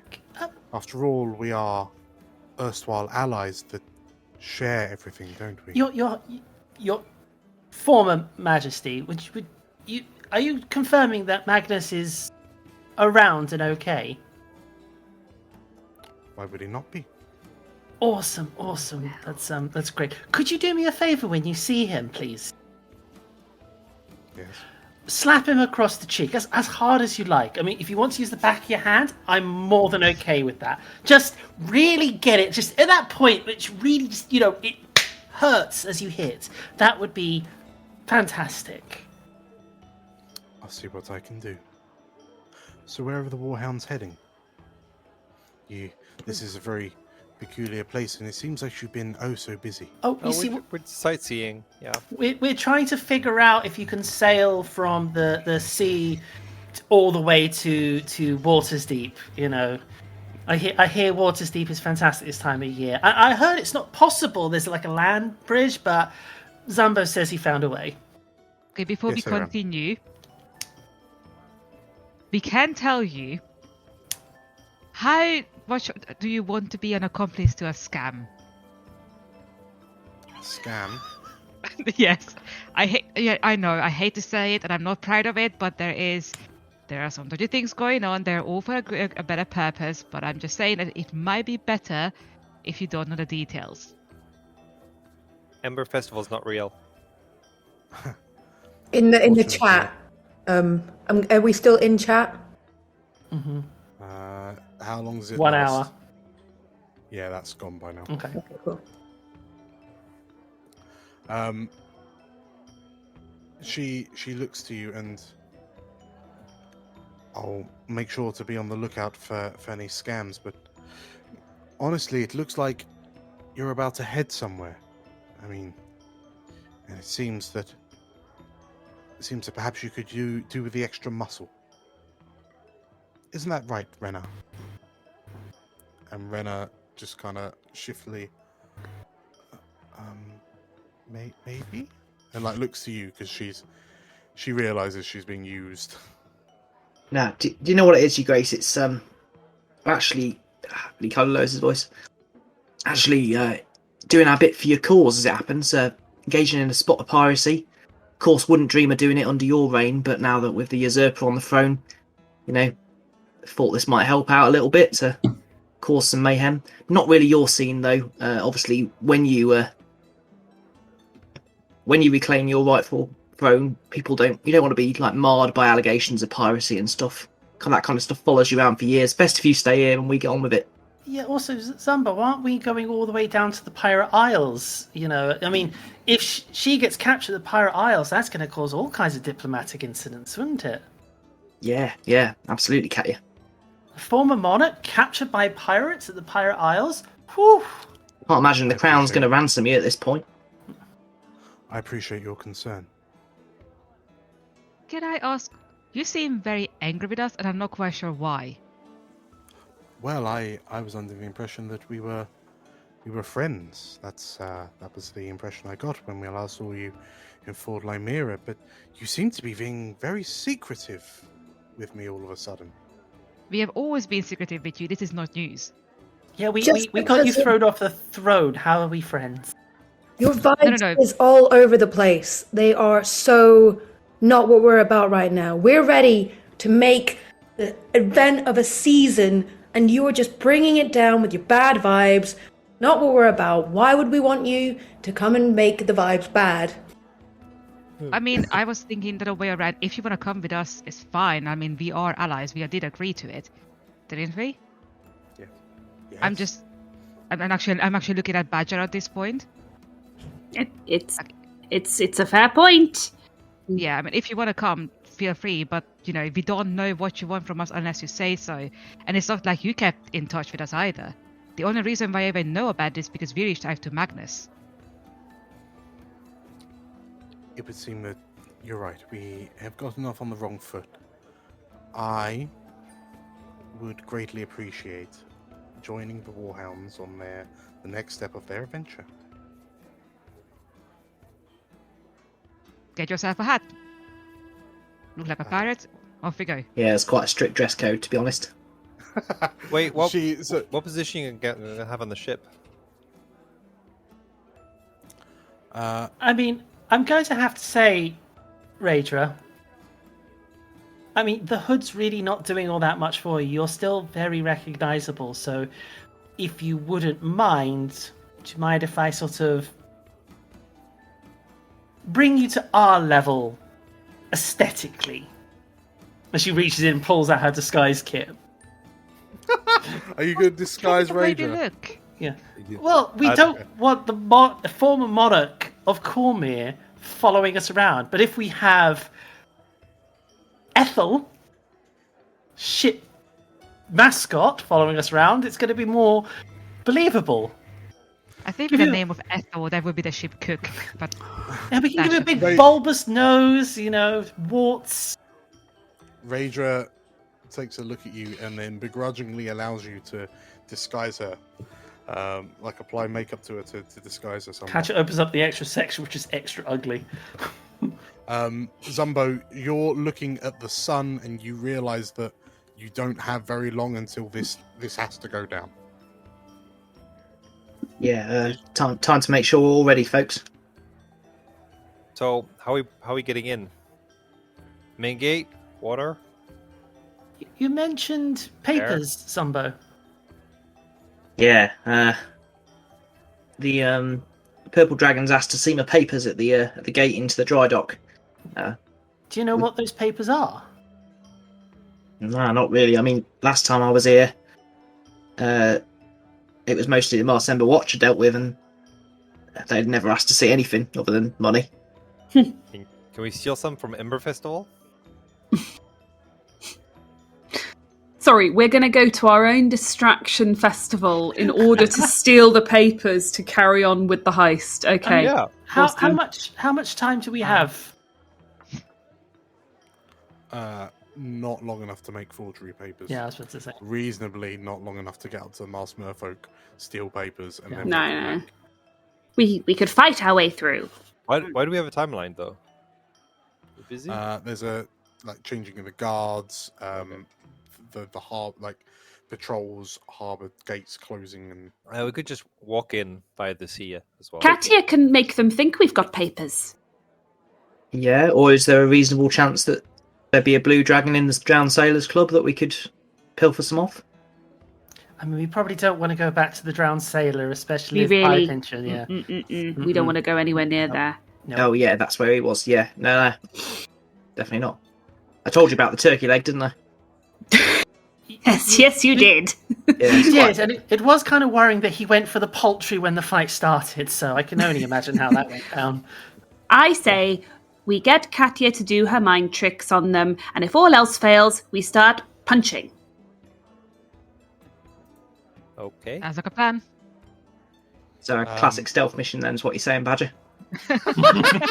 That's exactly Rage. it. We stealth until it is not working anymore. Yeah. Raedra gives you a nod of approval. This sounds like her sort of plan. Well, shall we get started then?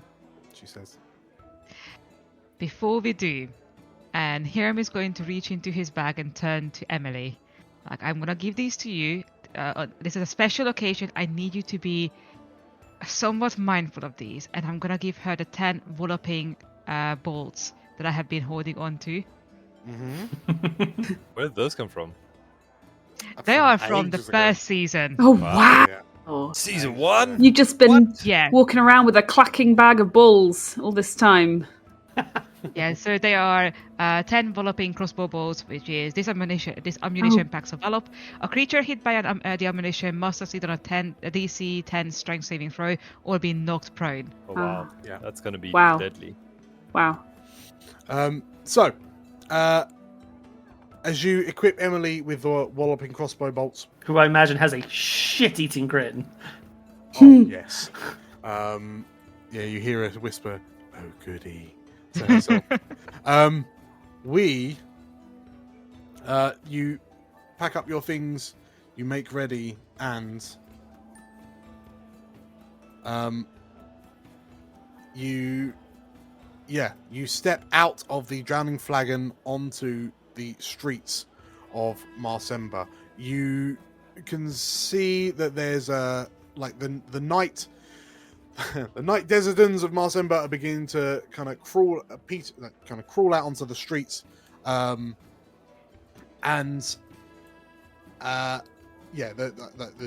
nightly festivities and frolickings are beginning. The lot of you begin making your way up towards kind of Starwater Keep. As you cross the bridge, you notice that there are a number of kind of Marsember watch standing around, but you overhear one of them saying, "Oh, there's some sort of booze up at the Mars Merfolk," and it's clear that they're guarding, and they just kind of look at each other and, "Yeah, that sounds much more fun," and they just kind of disappear off into the distance. As you kind of come off the bridge onto the mainland, you notice there is a patrol of purple dragons that don't appear to have gotten the memo. They kind of see you approaching, and you notice the two of them kind of giving you the eye. Who's stepping forwards to diffuse this situation? Yeah. Catch you, I guess. Catch your Zumbo. Okay. And as these purple dragons kind of eye you up and kind of look at you, because you've all kind of got hoods up and you're all kind of trying to be discreet, especially Raedra. I don't you mean Ethel, the ship's cook? Ethel, the ship's cook. Katya, what do you do? I imagine if they first do you have papers? She sort of holds her hand out. You don't need to see our papers. These are not the papers you're looking for. We're not the crew you're looking for. We can go about our business.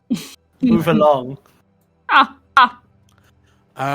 So, Katja, that sounds like a defy danger. So, if I could have, are you using a spell or ability? I would imagine she's using suggestion. I imagine. Suggestion, okay. In which case, if you roll me a, Katya rolls a persuasion with advantage because you're using a resource. 22. Okay. The purple dragons kind of, one of them goes to make a noise as your eyes go white, and they kind of look to you a bit slack-jawed and, "These are not the papers we're looking for," and then they turn and walk off down the street. You want to go to the Ember Festival? Yeah, on the way past here. Ember Festival? We want to go to Enfer Festival. I want to rethink my life. Okay, so as the purple dragons navigate, you see Ranger just kind of cock her head. Oh yeah, she's and never Renna seen these abilities. And Renna claps. Ooh, yay! You get to the gates, and Zumbo, you see up ahead the same two guards from earlier. They don't appear to have noticed you approach, however. They haven't noticed us approach. No. What do you do? Is there anyone else about? Currently, it's just these two. You can see that there are still a few kind of dockhands milling about in the docks, but significantly less than you'd expect. Probably because they're all up in the Marsember folk, drinking rare wine. Jack, you reckon? So what do you do? Reckon we can take him? Yeah, Are you asking everyone? What? Okay. I mean, why are we not stealthing? Are there Don't we want any... to try stealth first? Well, will we reasonably be able to stealth past them, or? Elsewhere, through the gate they're standing beside? Yeah, that's what I was thinking. It might be a bit tricky. Are there any possible potential... Okay, in front of us, are any of the ships... Have they got mastheads, whatever they're called? Figureheads? Have any of them got, like, particularly, impressive figureheads that are humanoid? They would do. You wouldn't have seen them though. Okay. So they're not visible from, like, where we are or anything? I mean, Zumbo or Balthazar would have seen them. So one of the two of them could spout lore to try and paint you a picture with their words. Happy to. What do you want to do with it? Distract them by being a masthead that is like, because sometimes that's luck. That's bad luck, you know what I mean? Those things are special. You're the masthead model, you mean? Yeah, like, and be like, I'm real, I'm this way, I'm the magical thing that's... Okay, who's going to do their best to describe to Slate what one of these mastheads on one of the ships look like? Can Slate do that and then we just hit them?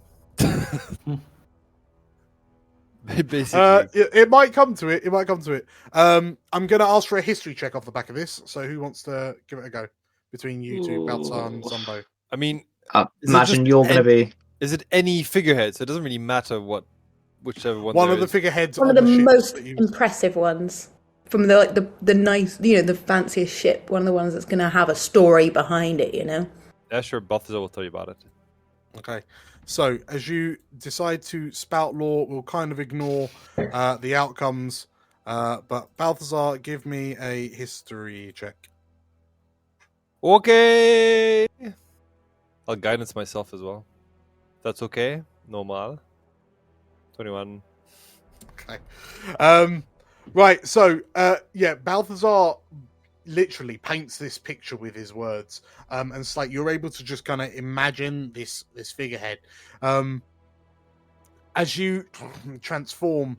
How are you doing this? Are you approaching on your own or like with everyone else? What's the story? Definitely on my own. I'm just gonna double check. What I made. What did I make? Yep. Okay, at the same time, I'd like to create a fog cloud. Okay. Level 1, because it's not really supposed to be that fancy. It's just a bit of a glamour spell, really, here. Okay. Just to make it more ethereal. And I'll wander up. Okay, yeah, so these two purple dragons look to you and... What on? As they see this beautifully statuesque woman, like this mermaid-looking woman, like gliding towards the gates of the keep, and they look at you as if they recognise you from somewhere. Can we help? And then fog begins to emit from you.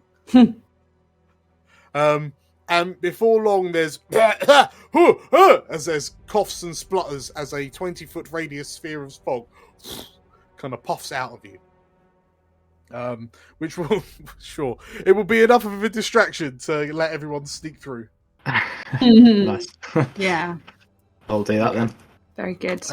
So when you get into the compound proper, you notice that there are that there aren't very many patrols, but there are a number of dock hands who are still kind of loading up some of the ships. Zumbo, you all notice that there are a number of kind of dock hands who are looking at one of the ships, like one of the rudders on one of the ships. Kind of, they've lifted the ship out of the water, and they're looking at it like, where's all this net come from? But Zumbo, as you kind of peer around a corner, you see that it's a relatively straight line from you to the dock, the dock proper, the one ship that you didn't scuttle, the one that's kind of next to the bobbing apple.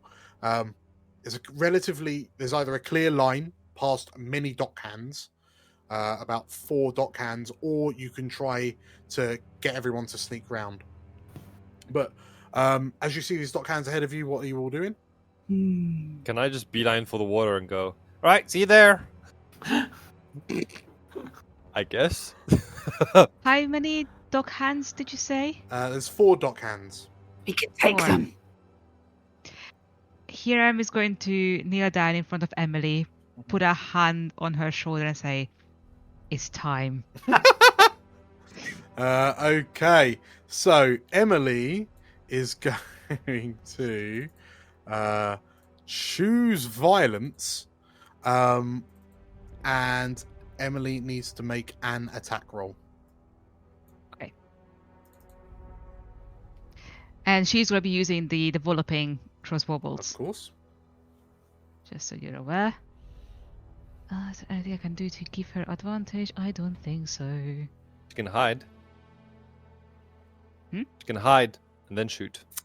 It'll just be a straight roll for this. Okay. Yeah. Okay. Here's hoping. Okay. Oh, it's an 11. Ooh. Okay. So she aims at so that she. Okay, so there's 4 guards, so that'll be 4 of the 10 bolts, presumably. Yep. But she, in quick succession, she loads the first bolt, and you hear as one guard just takes this walloping crossbow bolt to the back of the head and thunk, knocks himself out on the box that he was holding. And then in quick succession, she boom, boom, boom, does another 3 shots, taking out the other 3. However, the fourth, the final one turns round and she only passed. So Tilda, I need you to make one choice from the list. Emily made too much noise. Emily takes damage. An ally takes damage, or something of value breaks. An ally takes damage. And who is that? That's going to be Hiram. Okay. Do In you describe it or do I describe it? Well, so if you choose the ally, so in which case, as Emily fires, she fires a 3rd bolt, taking out the 3rd dock hand, the 4th turns around, sees her, and sort of grabs a tool, like a mallet, and kind of runs at her. As he goes to swing, Hiram, you manage to throw yourself in the way and kind of take the blow. So Hiram, as you take damage, I'd like you to roll a con check, please. Okay. Ooh. Would you look at that? I'm actually good at that. Very unusual for me. Plus, do I get the +3 from the aura or not? No. Okay, so that is a pass. So I need you to choose one from the list.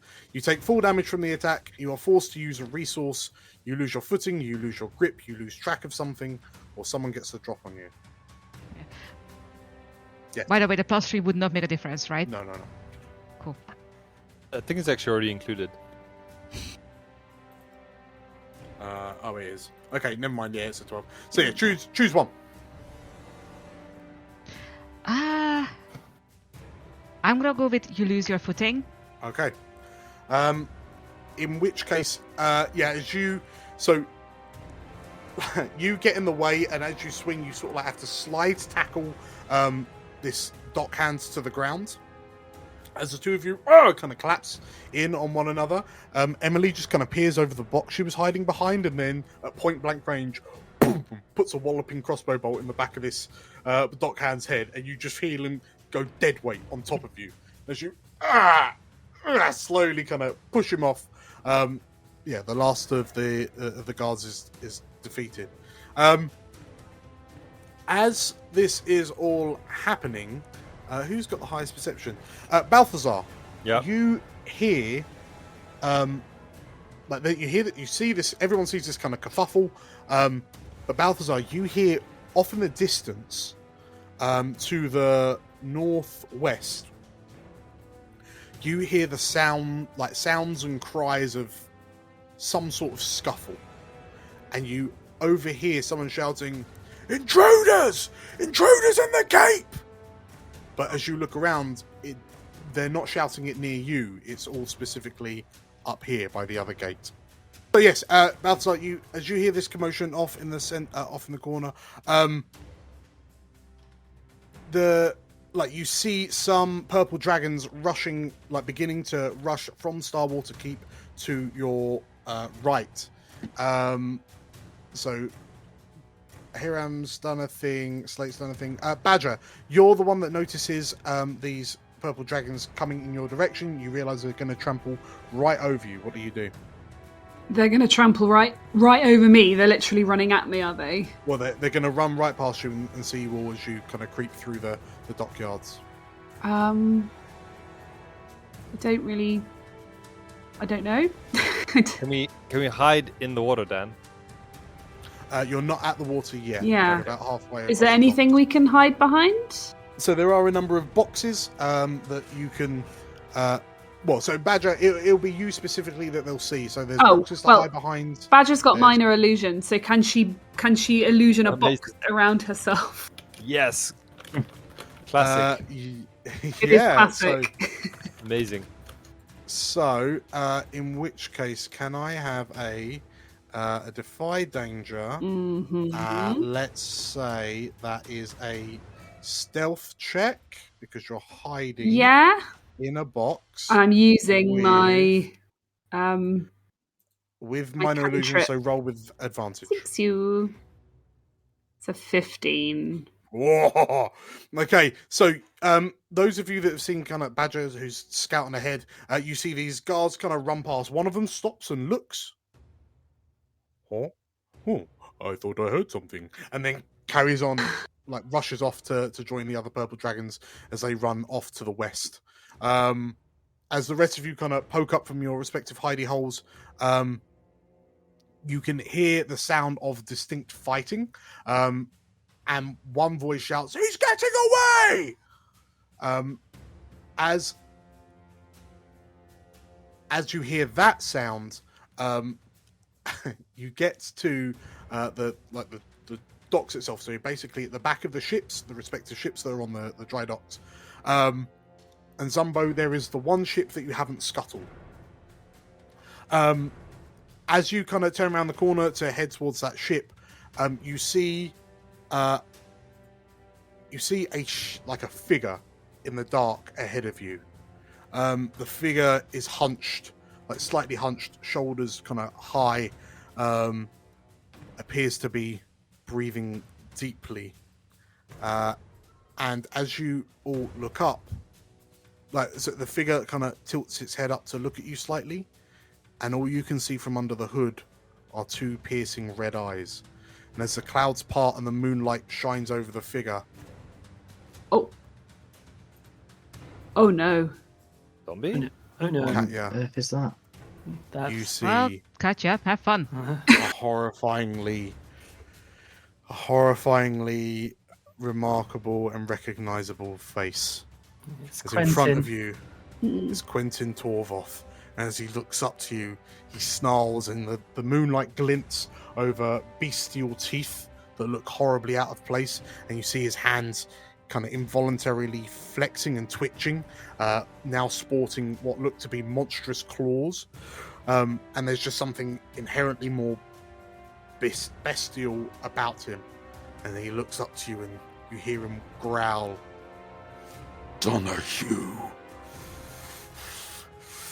And as he kind of drops into a low stance and sprints at you full speed, his arms beginning to warp, what do you do? I think it's time to hit up a 4th level Dissonant Whispers. Oop. Nice. Okay.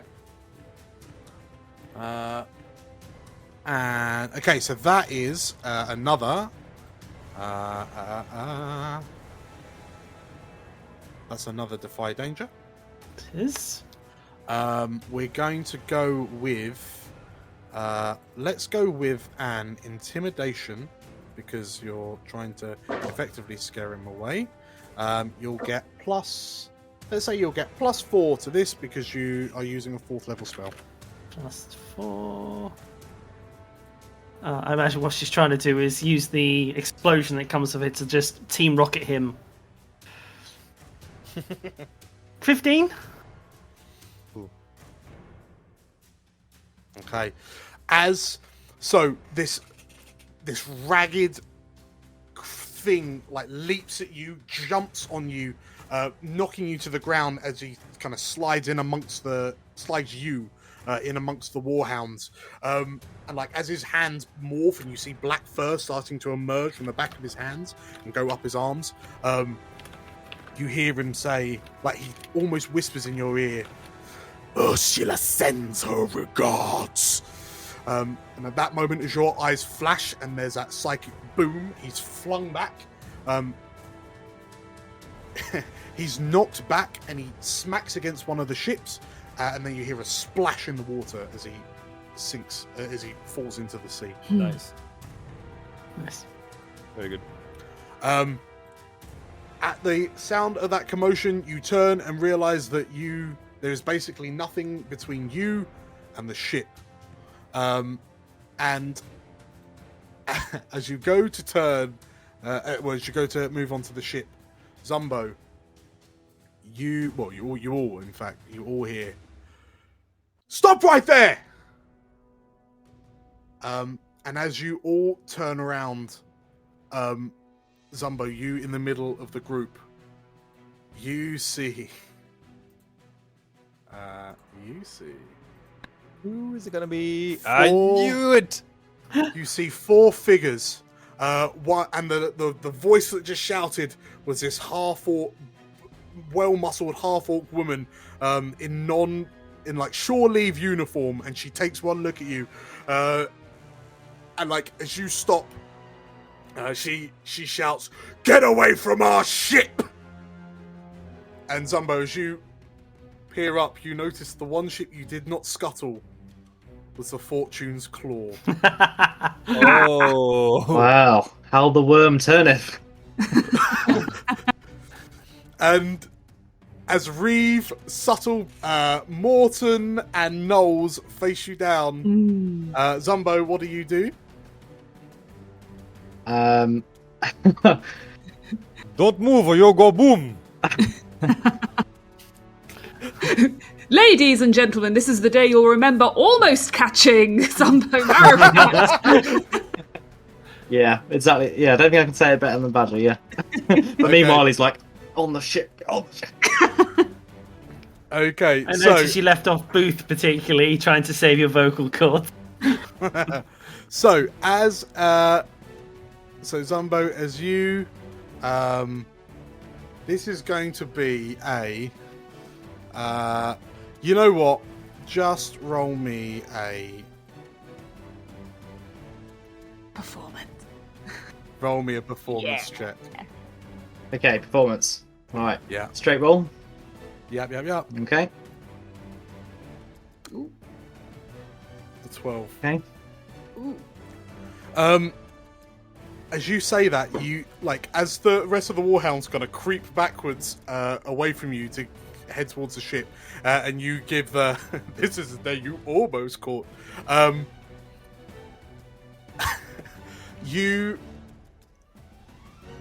You notice that the forum look somewhat battered, and knocked up a little bit. It looks like they've been through a ringer, and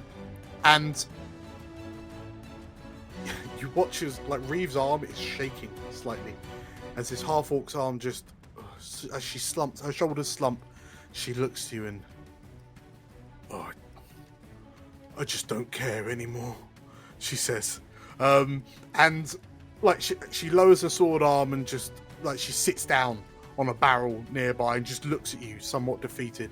As do the other two women. Like they kind of you see the medic. You remember her being the medic. She just kind of doubles over, hands on knees, going, "Oh, it's just, I'm so tired." And Knowles, you hear Knowles, the half-elf, shouting, "I was supposed to be on a date!" And as you kind of take this as the opportunity to step away, you hear, "Not so fast!" And there's a hiss, a fizz, and you see the mouth of this cannon pointed towards you as Subtle fires one cannonball at you. Yes. No. Oh no. Make boom. Me specifically. Yeah, stop there, criminal! He shouts. Okay. As he, as you see this kind of cannon fight aims towards you, Zumbo, how are you avoiding this? I think he'd just instinctually just like throw Betty at the cannonball, and as she soars towards it, she's going to grow massively into a giant octopus to try and absorb the impact. Explode. Okay. In which case, you know what? Yeah, as you throw Betty, as this dwarf fires, there's a massive boom. The dock lights up for a moment as the explosion rips out the end of this cannon, this boom tube. And as Betty grows, this cannonball flies towards you, and Betty's mouth opens up, and the cannonball just straight into her circular beaked mouth. You then watch as this cannonball hits the back of the inside of Betty's head, and she is pulled. She's fired towards you, catching you, and knocking you towards the ship. You hear, like, through the smoke, as you kind of, like, Betty's not really moving, she's just stuck to you. And this cannonball kind of rolls out of her mouth. And you, through the smoke, you hear, "I got him! I got him!" But it gives you just enough time to make your way up onto the deck of the Fortune's Claw. Great. And as you very quickly begin to raise anchor and kind of open the sails, you hear the sounds of an angry dwarf shouting to stop you, and you see him kind of running down the dock towards the gangplank that you've hastily had someone pull up. And there's a splash as Subtle Brannigan jumps into the Dragonmere Sea to try and chase the ship. And as you sail away into the night, you see the other three blue dragons just rubbing their heads in dismay. What have they been through? Zumbo will just stand on the prow and give them a looking down. And it's because the ship is a relatively shallow one. You are absolutely able to lean over the side and attach where it says the Fortune's Claw. Attach the top 2/3 of the bobbing apple. Oh, excellent! And with that, yes, the 9 of you sail off into the Dragonmere. amazing. Awesome. Well done, team. Yay! We did it. Got a boat. Got a boat. Got a boat. With that, we shall call it there. 10 out of 10. Amazing stealth mission, guys. Again. We did it. There was only one cannonball fired. 100% success rate, I think.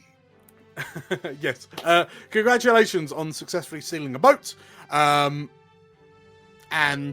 yeah, I guess we'll see what's up next. So with that, thank you all for playing. Thank you all for watching. I'll see you all later. Bye. See you next time. Bye. Bye. Bye-bye. And with that, the Warhounds are off, sailing the Dragonmere in a very freshly rebranded bobbing apple. What adventures await them in the seas of Cormyr? The Warhounds are suspicious, but can Raedra be trusted? And has Zumbo gotten over his fear of water? Find out in the next episode. Speaking of next episodes, the Cormyr campaign will be having a short break. Next week, we will be returning to the seedy world of Neo-London as we join our Shadowrunners for their second mission. You can catch their first mission up here.